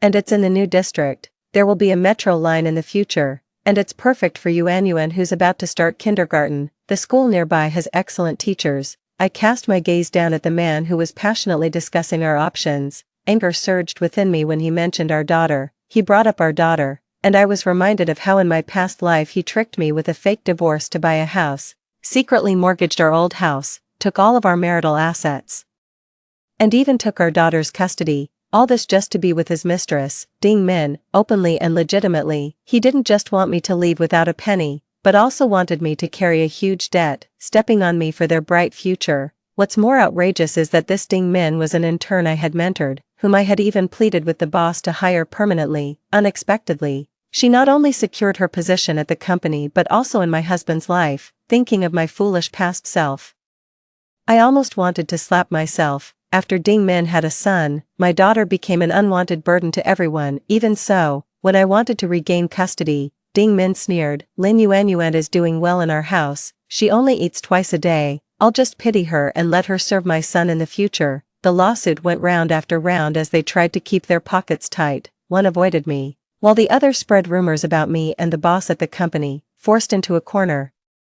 I made frequent mistakes at work and was eventually suspended to reflect at home. It was only when the loan sharks came to seize the house that I discovered Gu Yan had secretly mortgaged our old house 3 times behind my back, cashing out 2 million. I lost not only my daughter and my job but also the house and ended up deep in debt. In a moment of darkness, I was pushed by the loan sharks and fell down the stairs, and died right there. I suppressed the rising nausea, knowing I couldn't reveal my true feelings yet. I wanted my daughter's custody and for him to lose everything, his reputation utterly ruined. I dug my fingernails into Gu Yan's palm, causing him pain enough to jerk his hand away. Gu Yan, nursing his reddened palm, looked at me somewhat aggrievedly.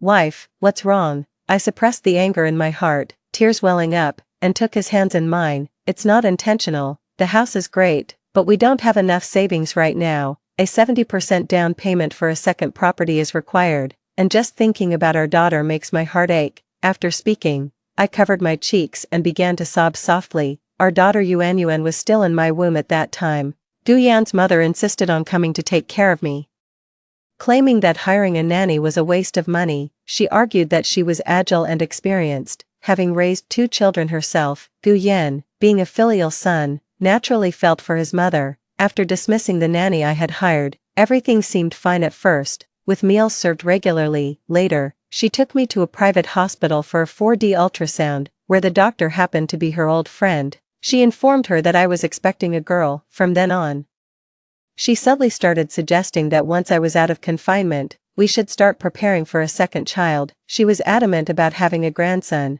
as failing to do so would mean losing face in her hometown. She even said that without a grandson, our family wouldn't be able to be buried in the ancestral cemetery. When I made it clear that I had no plans for a second child in the near future, her attitude changed completely. Whenever Gu Yan worked overtime, the only things on the dining table were cold dishes and plain steamed buns. I had no choice but to order takeout. What was worse, she would deliberately wait by the door to give my takeout to the stray dogs below. Struggling with poor nutrition and sleep, I gave birth to my daughter a month earlier than expected. The baby was already low on oxygen while in the womb, and although the doctor recommended a cesarean section, my mother-in-law obstinately refused to allow it. Eventually, my parents rushed over from Suzhou and signed the papers to proceed with the operation. Otherwise, it might have ended in tragedy. However, due to the delay, my daughter's health was compromised from birth. Gu Yan, aware of the underhanded things his mother had done, tried to appease me. He named our daughter Linyu. He also firmly insisted his mother move out and arranged for me to stay at the best postnatal care center. At that moment, I felt truly fortunate to have married Gu Yan. Believing he was the partner I was meant to spend my life with, who would have thought that in the end, he would drive me to despair. Influenced by his mother's preference for male children and her toxic ideology, I forgot the saying, like mother, like son. If the beam above is crooked, the one below can hardly be straight. In my heart, I devised a plan. In my previous life, I had often thought that if I could start over, I would leave them with nothing. Gu Yan pulled me into his embrace, feigning concern, and said, "Honey, the Zhang family downstairs just bought a new house. They put down a 35% deposit and saved tens of thousands in taxes." Tears welled up in my eyes as I looked up and half-jokingly asked, "But isn't there a limit on buying property? How did they manage?" In Haicheng, the policy is that the down payment for the first property is 35% with a deed tax of 1.5%. But for the second property, it rises to 70%, and the tax doubles. Singles can buy one property, and married couples can purchase a second one after marriage. Zhang Wang and his wife got a fake divorce, transferred their current property to his wife, and took out a mortgage in his name as if it was their first property. I hesitated. A fake divorce? Couldn't that be discovered? He playfully tapped my nose. "Silly wife, their process is all legitimate. No one can uncover it." My mother-in-law's eyes flickered with curiosity. "How much can they save?" Gu Yan mysteriously raised a hand. "Between the interest and deed tax, at least 500,000, that much." I covered my mouth in surprise. "And there's no risk?" "Not a bit of risk. Two people in love can't be separated by just a certificate," Gu Yan said, looking at me affectionately. This made my stomach churn. Suppressing my disgust at his greasiness, I looked back at him lovingly. "You're right, husband, let's think it over." Hearing this, Gu Yan perked up immediately. Even his mother's eyes sparkled with an unusual gleam. He took out his computer and started tapping away on it. "We need at least 3.65 million ready, 10 million total, 1.5 million in taxes, and a 3.5 million down payment. How much do you have in your account, honey?" As I observed his intense gaze, I slightly furrowed my brow. "I've got about 1 million in this card. What about you?" He paused, seemingly surprised by the meager amount in my account. His mother was the first to react excitedly. "You've been working for 7 or 8 years and you're a director. How come you have so little saved?" I wiped the corner of my eye and explained, "In the past few years, my younger uncle back home needed money to build his house, and Mom, you said since he has no other relatives, we should support him as a matter of honor. His family needed 300,000, and we agreed they would pay it back in 2 years. Gu Yan's money was tied up in the stock market, so we took the 300,000 from my account. Also, I've been covering Gu Tingting's tuition from high school and her university tuition and living expenses every month, which amounts to about 50 or 60,000 a year. And Mom, all those supplements and health medicines you take, along with the regular nursing home fees, cost about 70 or 80,000 a year." My mother-in-law awkwardly laughed. "We're all family, and it's your duty to contribute. Isn't 1 million enough?" I smiled. "Well, there's Gu Yan, who works in a foreign enterprise and earns no less than me, about 500,000 a year. Over the past few years, he only took 100,000 a year for household expenses from home, which should have saved up almost 300,000, adding to my million. That's enough." Gu Yan looked embarrassed, occasionally glancing at his mother. "Honey, all my money is tied up in the stock market, and I've lost a lot." I knew he was lying. Half of his money had gone to his mother, and the rest he spent on Ding Min. He probably had only about 700 or 800,000 left. He originally planned to benefit without investing anything, so I decided to pull the rug from under his feet. "If it really comes down to it, we don't have to fake a divorce. Let's just sell this old house. That should cover about 70% of the cost." Gu Yan and his mother spoke at the same time. "No way." I lowered my gaze. Clearly, mother and son were united, and it seemed she knew about her son's affair. "What's the matter, if we sell it?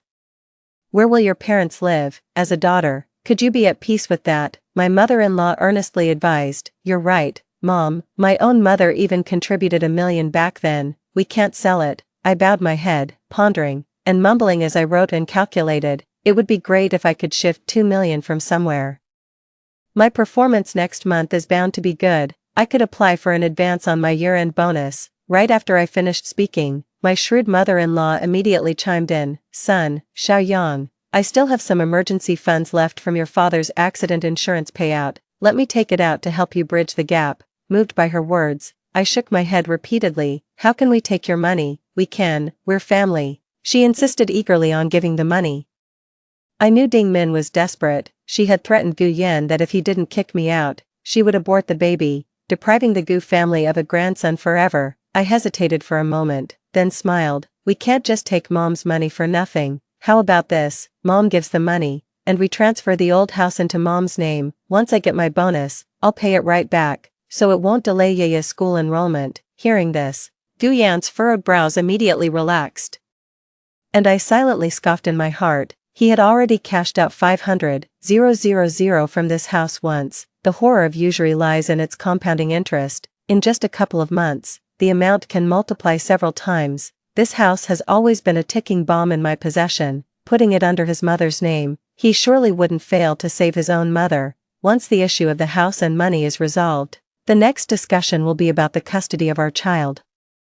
My child is my weakness and my obsession. In this lifetime, I will never let Guyan take her away from me. The child will be mine. I printed a divorce agreement template from the internet. Honey, check out the linked news below. It's quite something. I handed my phone to Guyan, displaying the news. Man deceives woman with a fake divorce and schemes to take custody of the child. Mother faints crying outside the court. Guyan's face changed, his smile turning ugly. This is truly despicable.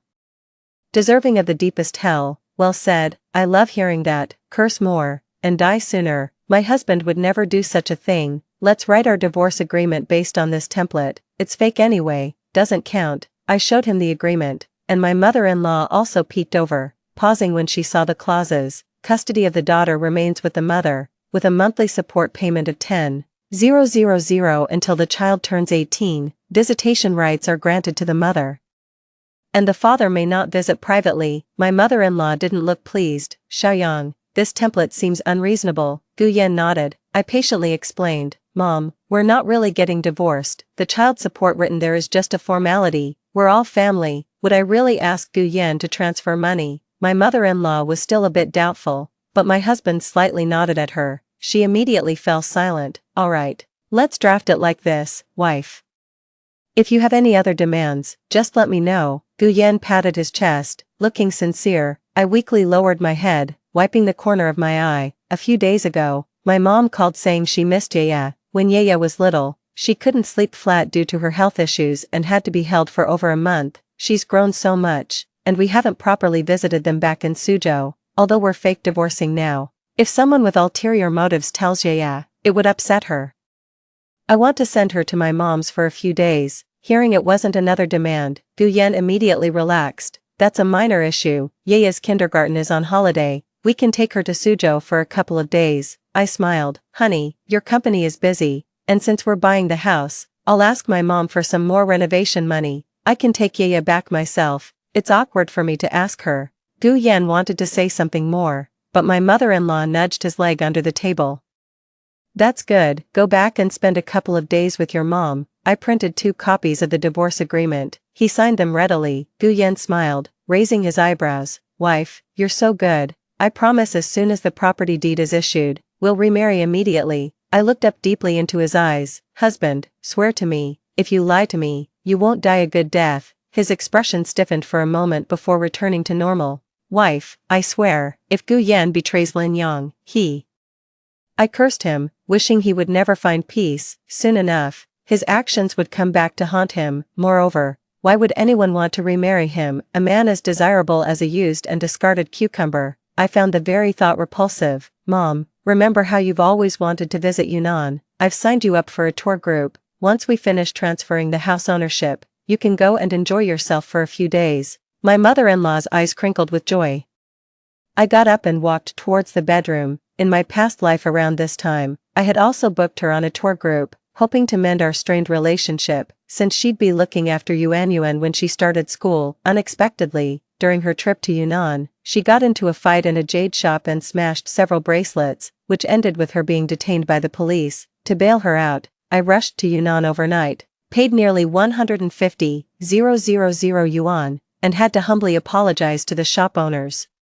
By the time I returned, Guyan had bought a house. He had also married Ding Min, who took advantage of my absence and hid my daughter Yuan. She even spread rumors in the neighborhood, making the neighbors think I had abandoned my family for a lover. She even posted insinuating videos online, threatening and tempting, misleading my daughter into thinking I didn't want her. Yuan was seen desperately crying for her mother in the video. I was viciously attacked online, subjected to a so-called cyber lynching, and branded as immoral. What broke my heart even more was that from that day, I lost contact with my daughter for 2 long years. Yuan was always well behaved, with fair skin and dimples that appeared when she smiled, warm and endearing. All I could do was sit in our old house, looking at her photos, filled with love for her and hatred for Guyan's family, as I endured the long days. I thought I would see brighter days, but instead, I faced a despairing abyss. Only after death did I realize that a soul has weight. My obsession was my daughter Yuan. I couldn't rest in peace without seeing her. Before fading away,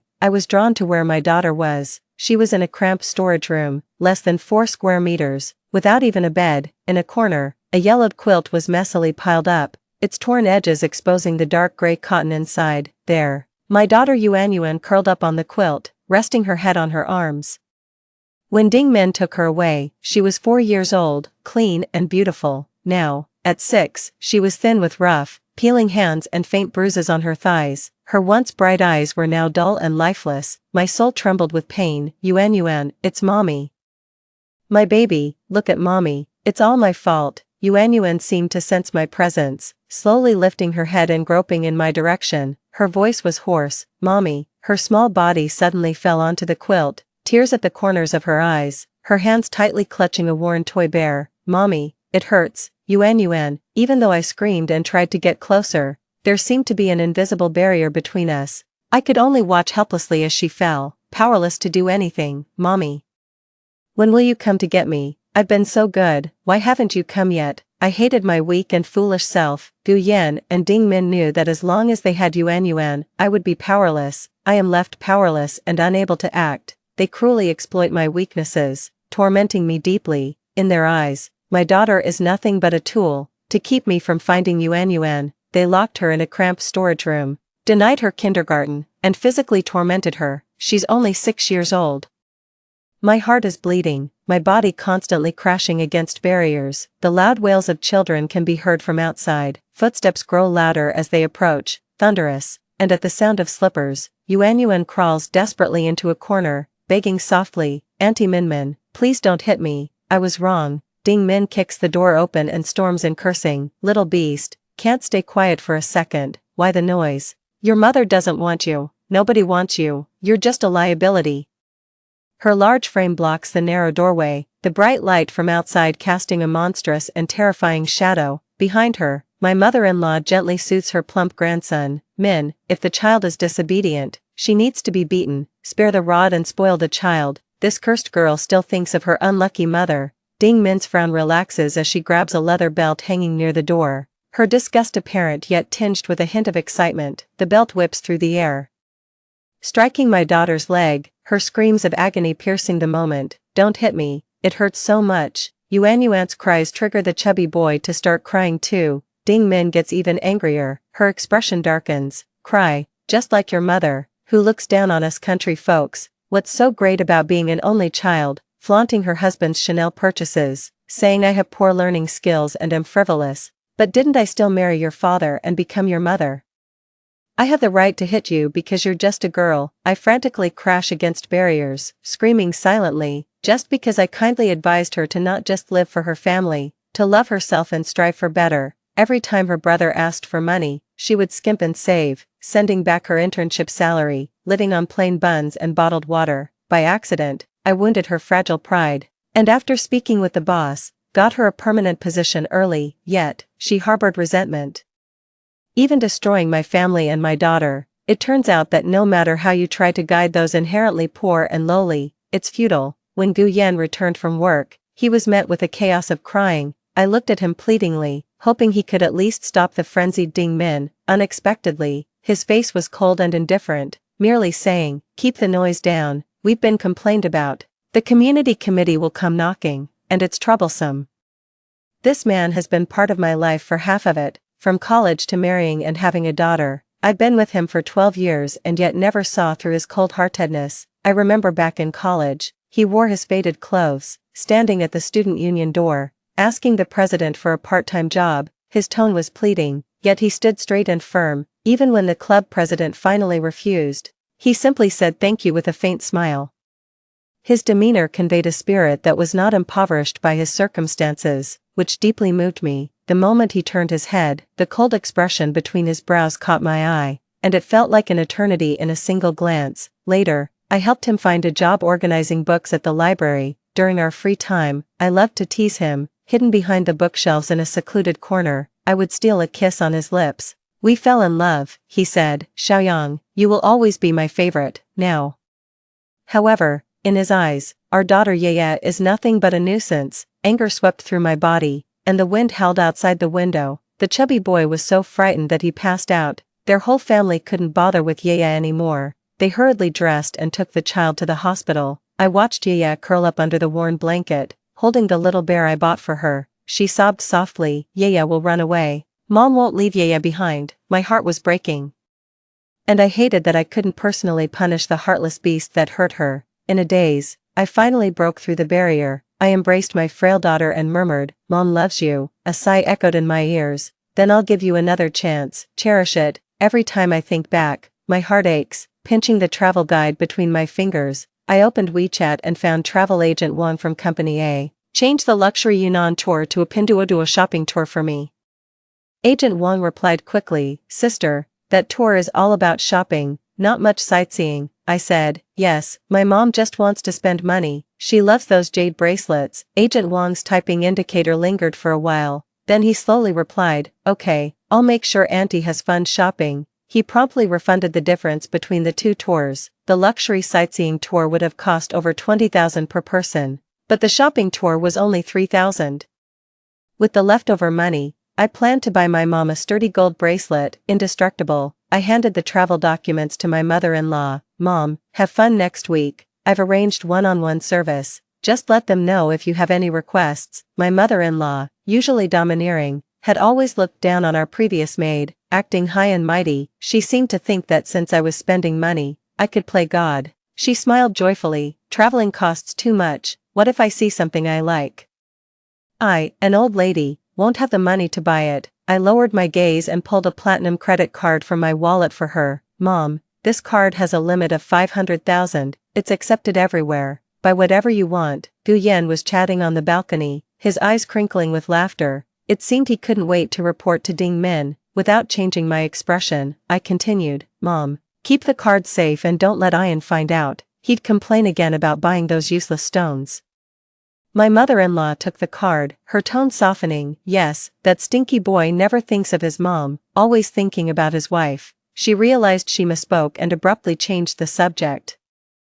"But my daughter-in-law is good, like a daughter, really thoughtful." I smiled naturally. After all, it wasn't my card, and I wouldn't mind if the old lady maxed out her son's card. Originally, this card was a mandatory allocation from their company. Gu Yan thought the card fees were too high, but I thought it was good to keep for emergencies, and now it had come in handy. My mother-in-law said, "I'm leaving now, but who will feed the little yellow cat downstairs?" I snapped back to reality and smiled. "Mom, I'm here. Even though I'm divorcing Gu Yan, I'm not leaving the house, and feeding the cat is no trouble at all." Gu Yan finished his call, looking refreshed as he came out, picking up the suit he had left on the sofa. "Honey, something came up at work. I need to step out." I stood up to straighten his tie, asking, "Will you be back for dinner?" "No, I have to entertain clients with drinks." Internally, I scoffed, entertaining clients.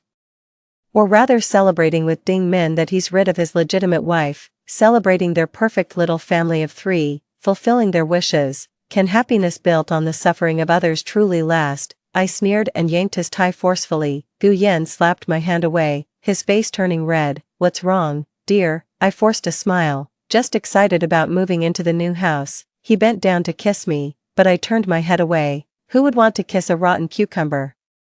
I was afraid I might bite his tongue off. "My lips are peeling, it's uncomfortable." Gu Yan gently touched my head, his eyes filled with sympathy. "Seabrand's new lip balm is quite good, you should try it." Ha! As if a man who quibbles over every small expense would actually buy a lip balm that costs over 1,000. After Gu Yan left, my mother-in-law couldn't wait to convert her fixed deposit to a checking account. Suddenly, the house felt empty.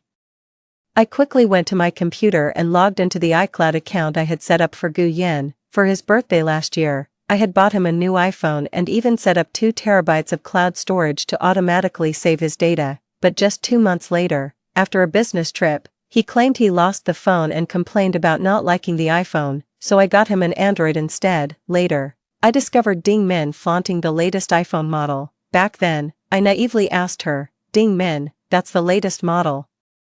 Over 10,000, right, finally treating yourself well. Her face was full of joy, a smug look in her eyes. It's a Qixi festival gift from my boyfriend. After logging in, sure enough, the cloud storage showed 200 gigabytes used. I opened the photo stream and indeed found numerous vanity shots of Ding Min, along with several explicit photos taken while Gu Yan was asleep. I was even shocked that Ding Min was foolish enough to upload them directly using Gu Yan's account. Going through the photos one by one, I gradually pieced together the timeline. It all started the day I asked Ding Min to pick up Yaya. It was raining, she didn't have an umbrella, and was pitifully hiding at the nursery's entrance, her white blouse nearly see-through. Gu Yan merely draped his suit jacket over her shoulders and bought her a warm milk tea. That was when Ding Min started harboring ulterior motives. One intent on seduction, the other curious about a fling. I saved those disgraceful photos and backed them up onto a USB drive, then I casually used a phone harassment website, spending 50 yuan to enter Gu Yan's phone number. For the next 12 hours, he would receive endless spam messages. I had told him before, Android phones, with their open sources, have privacy like transparent underwear. It looks covered, but in reality, it hides nothing. Sure enough, 10 minutes later, a strange call came through. Gu Yan's groggy voice came on the line, "Honey." My cell phone broke down. I pretended to be a devoted wife. "Is everything okay?" "It should be fine, I've turned it off." "Honey, I have to work late tonight and won't be able to come home." I gave a forced laugh, my acting poor, yet my tone was filled with concern. "Then take care of yourself." After hanging up, my first thought was that this unfamiliar number belonged to Ding Min. I pulled out a spare phone to search the number and, sure enough, a female profile picture popped up.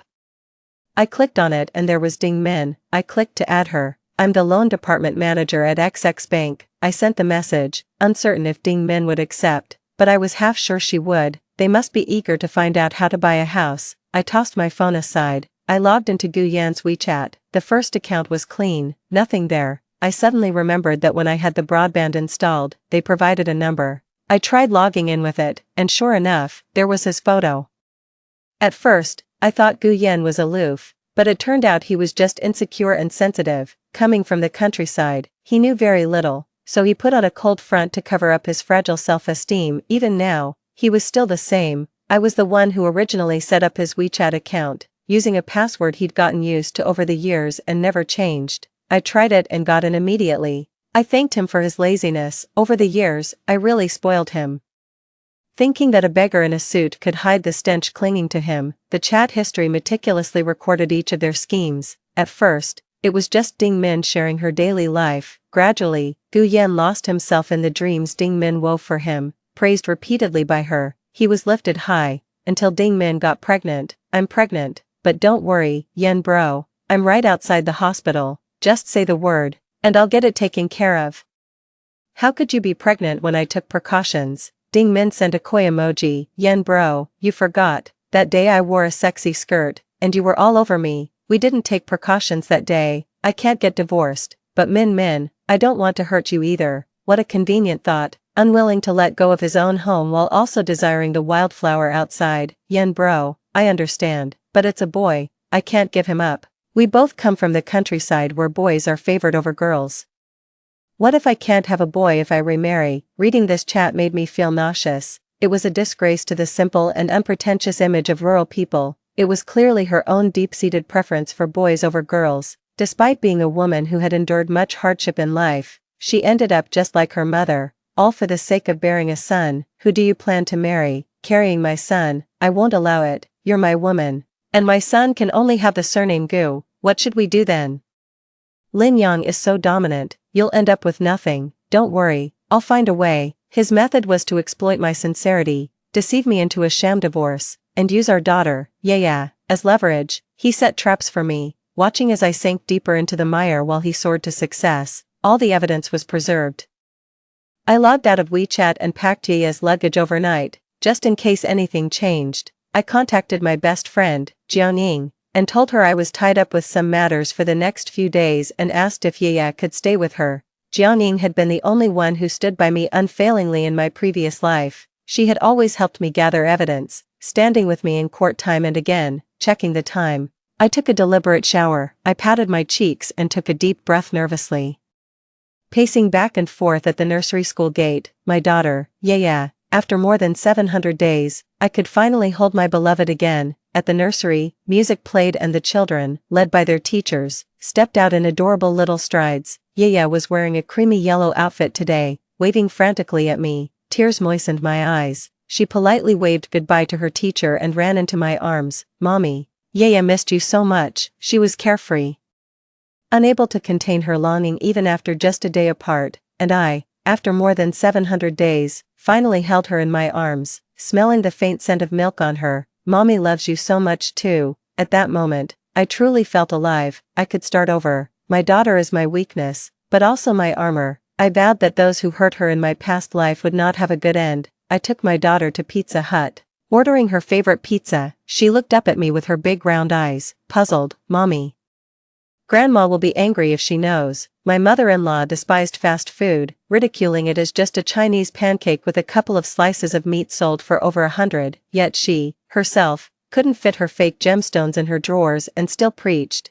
"Jade nourishes the body." What do you know? Her tens of thousands worth of jade for nourishment. Yet my daughter isn't worthy of 100 yuan pizza. From now on, if Yaya wants to eat, we'll eat. Don't mind her, I said, caressing her cute Neza-style hair, filled with love. After eating a slice of pizza, Yaya turned to me with a sad look. Mommy, did Yaya do something wrong? I was puzzled. Last month, Daddy took me to eat pizza, and I didn't tell you. I laughed. That's nothing, but we were with Aunt Minmin, and she said it was our little secret. I paused, stunned. Since coming back, many memories were a bit jumbled. Last month, Ding Min took over a small project. She led it, and I assisted from the side. I wanted her to achieve good results, to earn the bonus and become permanent sooner. Our company differs from others. There's a 6-month internship followed by a 1-year probationary period. After becoming permanent, the salary doubles. I pitted her for her family favoring sons over daughters, pitted her living her whole life for her brother, yet she coveted my life, wishing to replace me and rise instantly. Mommy, I saw Aunt Minmin's foot on Daddy's lap, and Daddy said she had a thorn in her foot, but I think that's wrong. Daddy's lap should only be for Mommy. Yaya was serious, her child's world starkly black and white, never gray. My hands gripped tightly in my lap as I spoke solemnly. Yaya, Mommy has something important to tell you. Do you trust Mommy? I've never considered my 4-year-old daughter too young. I always teach her to distinguish clearly between love and hate, and to be fair and just in her actions. Yaya tilted her head and looked at me with innocent eyes. She scampered off her seat, ran over, and hugged my waist tightly, saying, Yaya will always love Mommy. With tears held back, I whispered, Mommy and Daddy are going to separate. Before I could cry, she began to sob. Mommy, Yaya had a dream last night. I dreamed that Daddy was with Aunt Minmin. She hit me, and Daddy kicked me. It hurt so much. I don't have a home anymore. I want to stay with Mommy.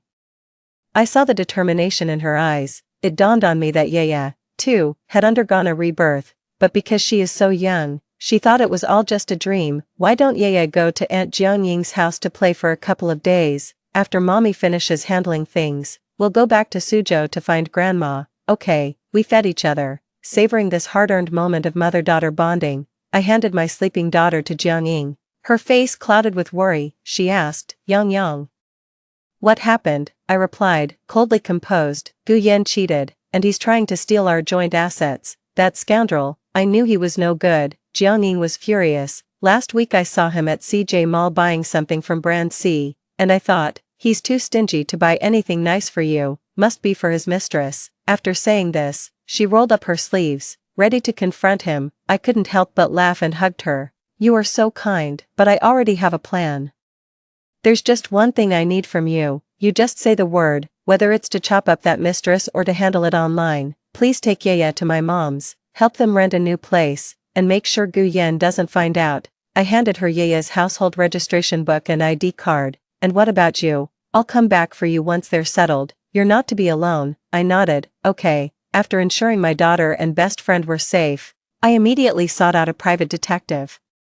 Money talks. In my previous life, gathering evidence was incredibly difficult due to lack of funds, but in this life, looking at the string of zeros in my bank account, I felt reassured. Our company had a profit-sharing plan, and I always reinvested my annual bonus. In my past life, I had shared all my financial information with Gu Yan to scrape together a down payment. This time, I wouldn't make the same mistake. He didn't know about the money I had. I spent 200,000 for a private detective to monitor Gu Yan around the clock, with an additional 50,000 if they captured evidence of infidelity. You get what you pay for. As soon as I left the detective agency, they were already in position. Gu Yan's car was parked right under Ding Min's rental apartment. I logged into the OnStar navigation system, downloaded nearly a year's worth of driving records. Ding Min's secondary social media account was mostly filled with posts related to Gu Yan. They had steak dinners, kissed on the Ferris wheel, and decorated their cozy little home together. They acted like a married couple to the outside world. There was even an ultrasound report. She wrote, 300 days, and we're having a baby boy. I will definitely be as perseverant and brave as Dad. It took me an entire evening to sort out all the clues. My eyes were sore, but my spirit was exhilarated. My counterattack had begun. Indeed, Gu Yan didn't come back the entire weekend. On Monday, I took his mother to transfer the property. Fortunately, back then she insisted on having her name on the property certificate after seeing my mother's name on it. Otherwise, we couldn't have transferred it directly. Before signing, Gu Yan even stepped out to make a phone call.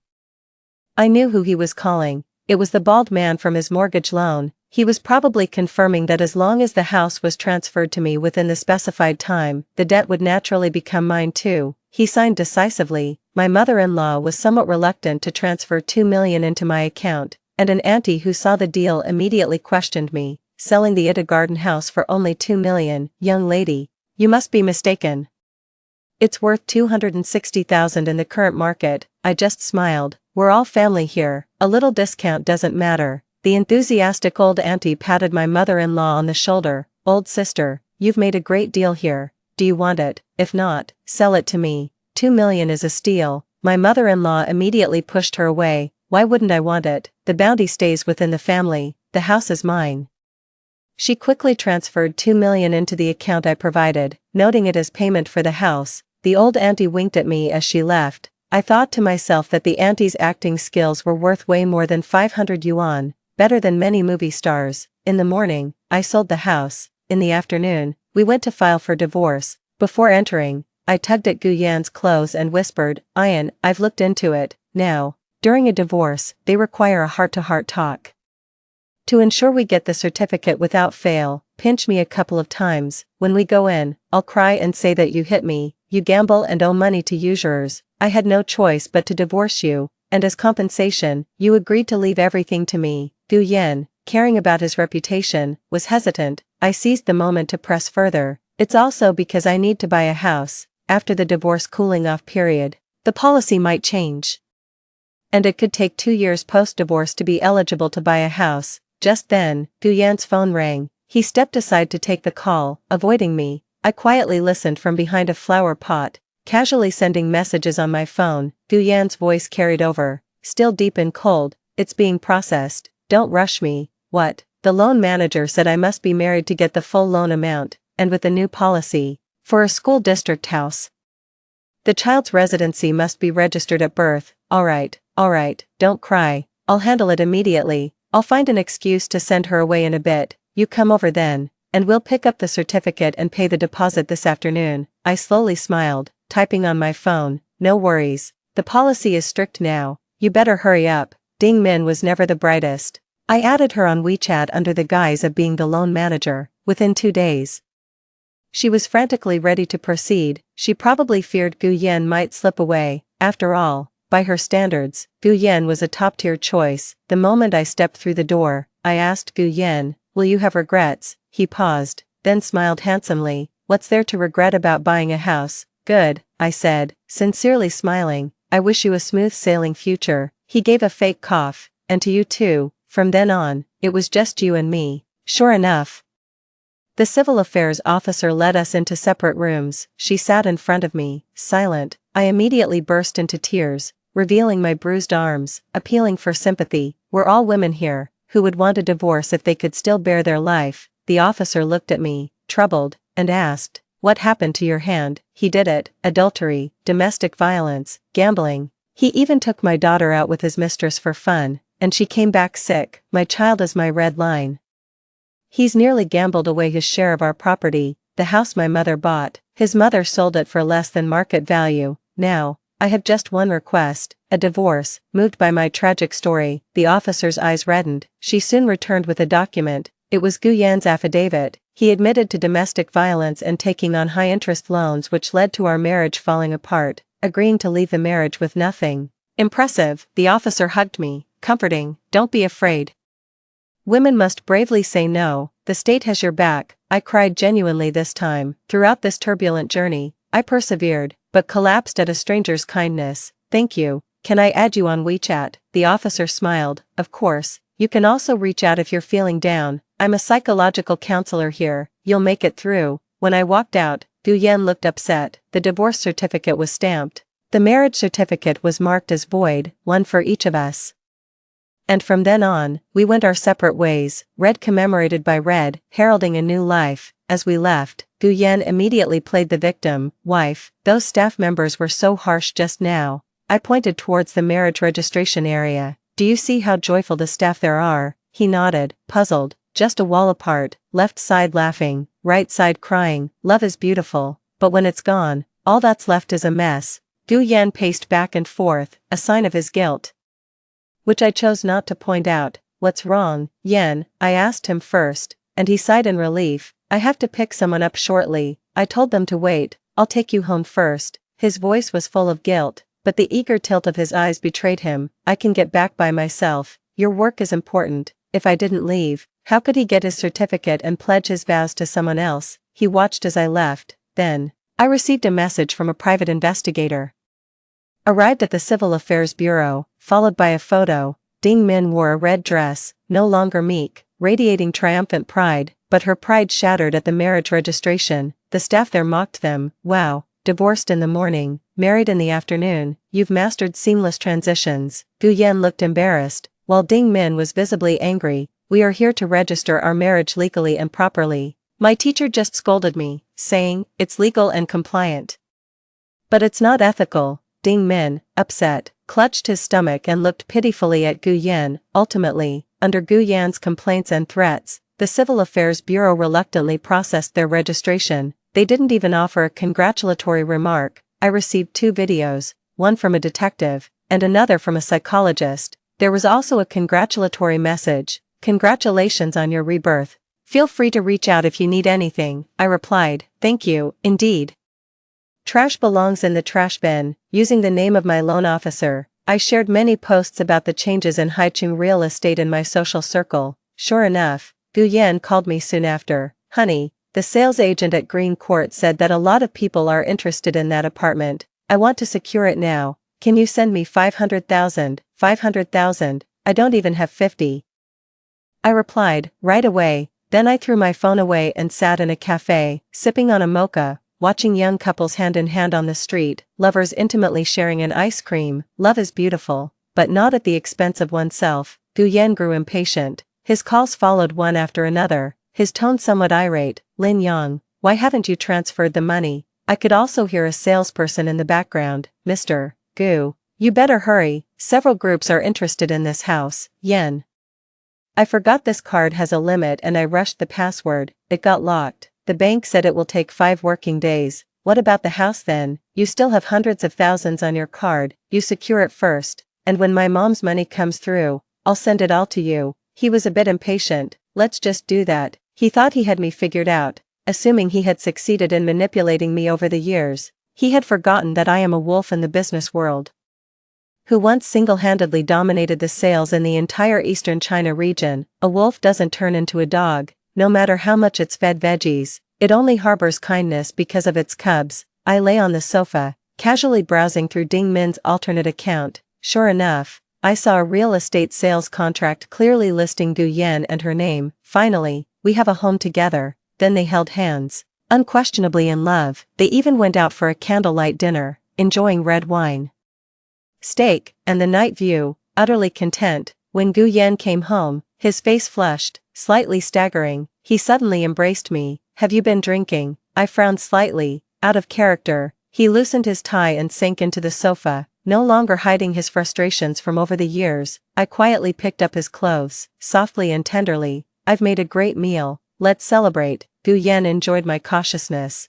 I opened a bottle of high-proof liquor.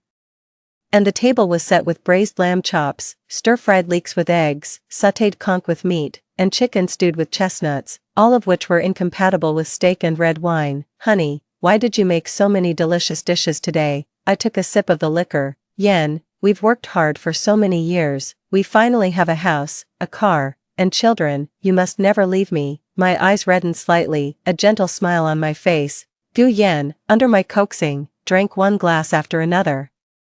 In the past, I always considered his health and never let him eat heavily at night, not to mention hard liquor. Last year, his medical report showed poor stomach indicators, and the doctor advised him to take good care of himself to prevent the risk of cancer. Since that day, our dining table at home has been filled with healthy recipes. He switched to a vegetarian diet, and I joined him. He was somewhat downcast because of this. This year, he used overtime as an excuse to indulge with Ding Min. I decided to add fuel to the fire. In the following days, he started coming home later and later. I saw from Ding Min's social media that they were enjoying fine dining and sharing exquisite wines. I responded by sending him various soups and tailor-made dishes. I saw Ding Min's post on social media. Someone's willing to be a free nanny. I'm happy to enjoy it. I smiled lightly. Good for her if she enjoys drinking. Gu Yan hadn't received the money yet, so naturally, he was still eager to please me. I was also willing to play along. Every day, I varied the meals I delivered to him. When he came home, I would prepare delicious food for him, occasionally accompanied by a bottle of white liquor, pampering him. Whenever he asked about the money, I excused it as the bank still processing it. To avoid arousing his suspicions, I even transferred 10,000 to him. Recently, I've used the excuse of not feeling well to take a few days off from work. I completely ignored the project that Ding Min was handling, until one day, she called me crying, "Sister Lin, you need to come back, there's a problem with the project." It was inevitable that the project would encounter problems. As a junior college graduate, if it wasn't for my support, the project would have failed long ago. I'll be right back. When I arrived at the office, people around me whispered and looked at me strangely. I gave a cold laugh, knowing that what was expected had arrived. As soon as I entered, Ding Min came running out. Her plain features and naturally drooping eyes made her look vulnerable, which easily triggered men's protective instincts. "Sister Lin, I didn't mean to mess up the contract, I really just misread it." She had added an extra zero to a contract that was supposed to be for 3 million, turning it into 30 million. This was no minor mistake, it was a colossal blunder. Boss Qin Fang's expression was grim. "Lin Yang, come in." He was my senior in college. The year I interviewed, he happened to be starting a business. We shared the same vision and hit it off immediately. I followed him from scratch. It can be said that we complemented each other. In 8 years, I rose from a junior employee to marketing director, not through connections, but through genuine ability. Even when I was falsely accused of causing a scandal in my previous life, leading to a work mishap, Qin Fang only asked me to take a break at home. He also helped as much as he could with my daughter Yuan's legal case. President Qin Fang, tall and lean, stood by the window, his handsome brows furrowed. "Lin Yang, you don't need to plead for Ding Min, she lacks the capability and has caused the company losses." I smiled. "I don't plan to plead for her, we are all adults here, I won't take the blame." Qin Fang's brows relaxed. "Finally, you're seeing clearly. What about the Suzhou project I mentioned last time? Have you considered it? I'm willing to take it. In my previous life, for the sake of Gu Yan and my daughter, I gave up the Suzhou project." Refusal to become a partner. We shook hands firmly. "It's a pleasure working with you, President Lin." "The pleasure is all mine, President Qin." Before leaving, I gave him a smile and said, "Have the security come up, I might need to throw some punches soon." I walked out under Qin's astonished gaze. Passing by the pantry, Fu Cheng from the always hostile Division 2 was chatting leisurely with his team members. This time, the intern she brought has messed things up. "The Suzhou project will surely go to Director Fu." Fu Cheng raised his eyebrows with a smirk. "That's not certain. After all, she is President Qin's person." His team member added, "She slept her way up. I heard she got divorced because she hooked up with our President Qin." "They've been together for a while," the men snickered. "She does have a great figure. Wonder how much it would cost to spend a night." "You think you're President Qin, he's got the looks and the money, what do you have? I'm good in bed, haha. I found it utterly ridiculous. I pushed the door open.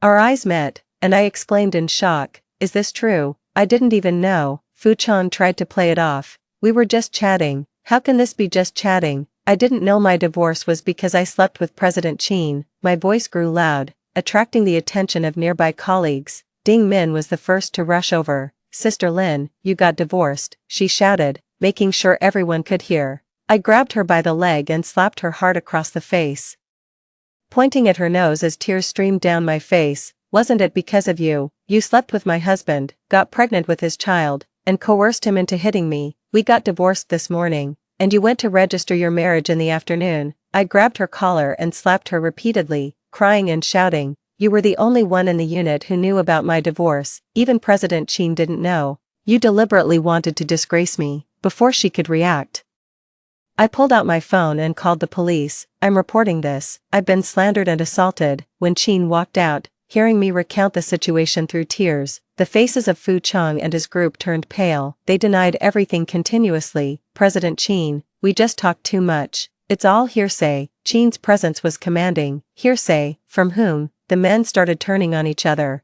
one mentioning chat records, tracing from Division 2 to finance, then from finance to logistics. Finally, the cleaning lady stepped forward, trembling as she pointed at Ding Min, who was crouched on the floor. It was little Ding. I heard her on the phone in the restroom. When she saw me, she made me swear to keep it a secret, mentioning that Director Lin had strong backing with President Qin supporting her. It turned out that Ding Min was the source of the rumors, but in this life, the time and situation did not favor her. I no longer held back. Clinging to Qin's sleeve, crying uncontrollably, I said, President Qin, I treated her well despite her seducing my husband and inciting him to hit me. I didn't want to trouble her, but I can't stand us being slandered together. Qin responded, we must investigate thoroughly. The police arrived and took everyone back to the station. When Gu Yan arrived, he looked utterly confused. I had sent my mother-in-law to Yunnan early on. By now, she should be about ready to pawn her bracelet. When Gu Yan saw the dark bruises swelling on Ding Min's face, he didn't approach. Ding Min, feeling wronged, called out to him, Brother Yan, pretending to be concerned. Gu Yan rushed over to me and asked, Wife, how are you? The police officer looked shocked, probably never having seen such shamelessness before. I waved my arms frantically and shouted, Don't hit me, I've been obedient, we're divorced, stop hitting me. What are you talking about? Wife, after hearing the police's account. His eyes reddened. I didn't hit Lin Yang. Our divorce was fake. I took the opportunity to pull out his marriage certificate with Ding Min, a fake divorce, and a real marriage. The police officer's attitude worsened after seeing the evidence I presented. Lin Yang, are you playing games with me? He charged at me to hit me. I didn't dodge and took a slap squarely. His hands grabbed my neck, his eyes bloodshot with rage, as if he wanted to kill me. Blood trickled from my nose. It didn't hurt. I was even somewhat thrilled, wishing he would slap me again, but the police intervened. The entire police station was outraged that someone would resort to violence here. The police didn't hesitate to handcuff him. With a click, they handcuffed him to a chair. A policewoman handed me an ice pack, and I thanked her carefully and timidly. Miss Lin, is there anything we can do for you? If you want to sue him, we can detain him for intentional injury. I pulled out the divorce agreement.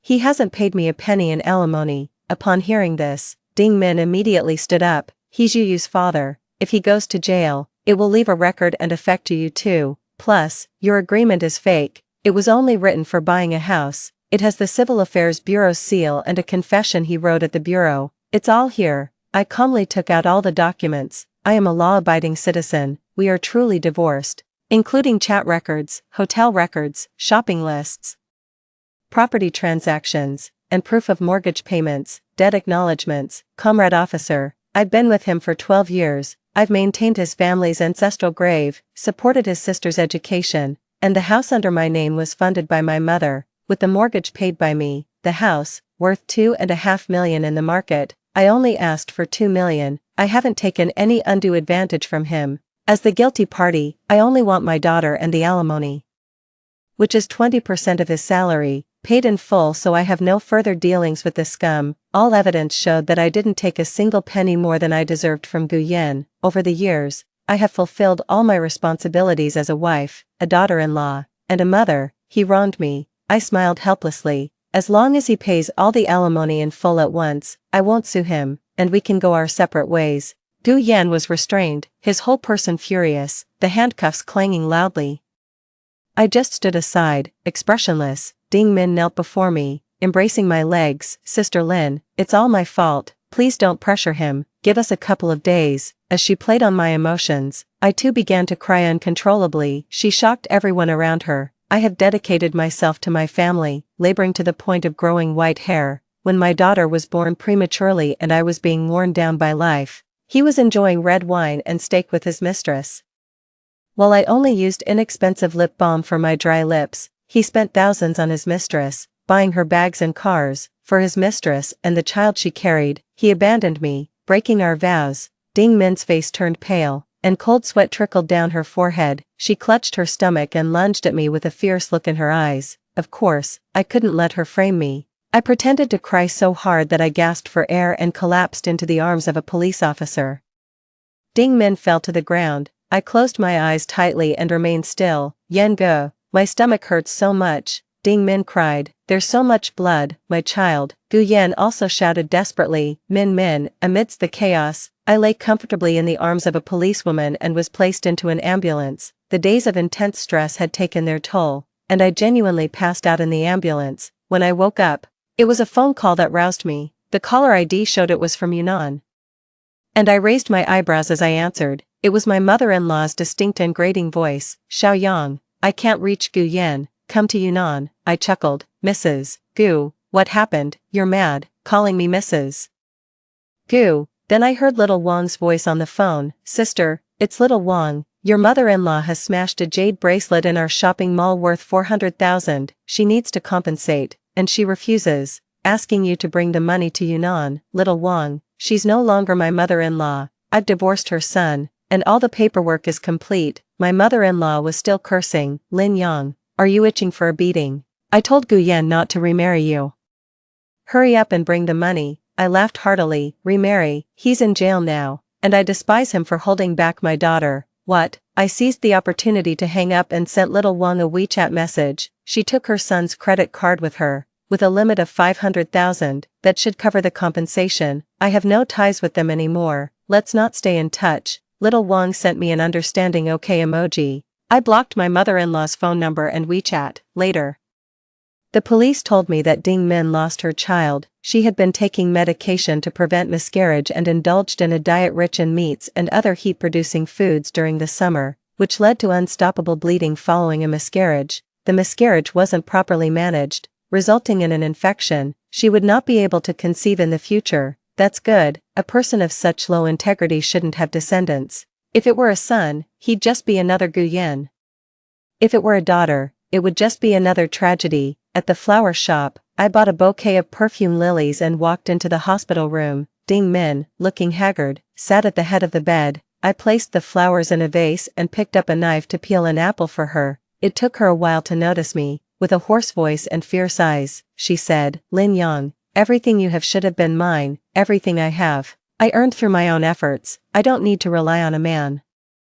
I excelled academically and was raised to be a person of integrity. My parents taught me to respect and love myself as a girl, ensuring my values were without flaw. I would never intentionally provoke anyone if they were honest and did not scheme against me. However, I clearly dreamed that I would marry him. We would have a big house, and a son. She kept touching her stomach, calling out to her son. I sighed. You had the chance to escape your toxic family, but you chose the easy way out.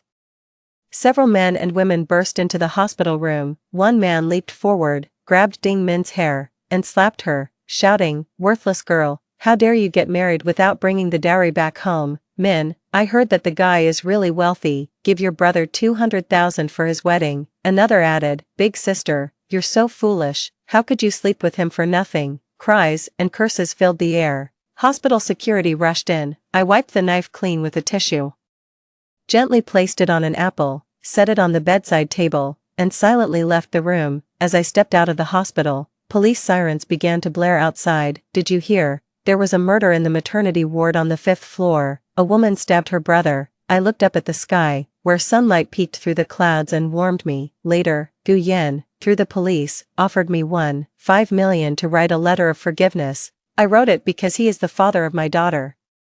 And I didn't want him to have a criminal record that could affect her future. Besides, he didn't have many good days left. Before we fell out, I took him for a medical checkup. I just received the report. It showed his cancer markers had increased 5-fold. He had stomach bleeding, inflammation, and mild liver damage. He said betraying Lin Yang meant a bad end. Now his curse had come true. People really shouldn't make thoughtless vows. Later, Gu Yan kept trying to see me, but I refused.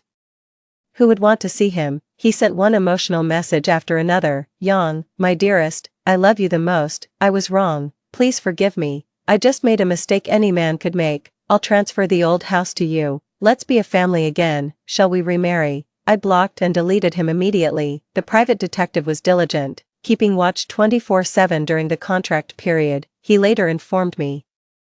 Gu Yan's mother was escorted back from Yunnan after she realized the card used to pay off the 400,000 bracelet she smashed was Gu Yan's. She regretted her purchase immediately, causing a scene and kicking the shop owner's decorative cabbage at the entrance. It was worth 500,000. She was stunned and was escorted back from Yunnan. After all, she still had a property worth 2.5 million in her name. To avoid prison, Gu Yan took out a private mortgage loan of 1 million to settle my daughter's alimony. The deposit for the new house was lost, and when he went to demand a refund, security kicked him out. With no other options, he listed the house online. Meanwhile, his mother made a trip to Yunnan, and directly for 1 million, Ding Min stabbed her brother to death and then suffered a mental breakdown, ending up in a psychiatric hospital. In a moment of utter desperation, Gu Yan thought of me. I'm no fool. And as a private detective, I gleefully collected the remaining fee and gave a thumbs up. Awesome. As he was leaving, the private detective shared some news with a smile. Another piece of good news. Sister, Gu Yan was beaten up by loan sharks, vomited blood right there and had to be rushed to the hospital. The doctors said his benign tumor got ruptured during the beating, and now there's no saving him. I laughed so hard, tears streamed down my face. It seemed even fate didn't want him to live any longer. I packed up all my luggage, and Qin Fong drove me to the airport.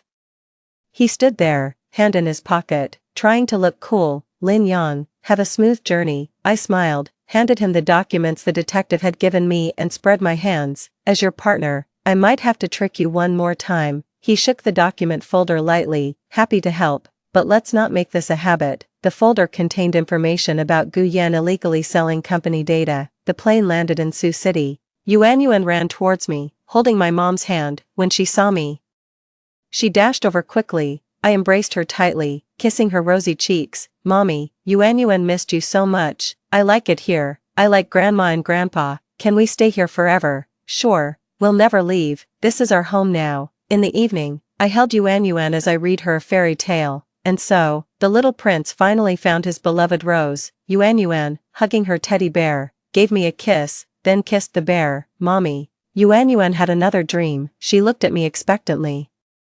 I played along. Was it a nice dream? Yes, a beautiful one. The bear said it made a mistake. Yuan should live happily with Mommy forever. So to fix its mistake, it turned grandfather time's clock. So Mommy and Yuan can always be happy.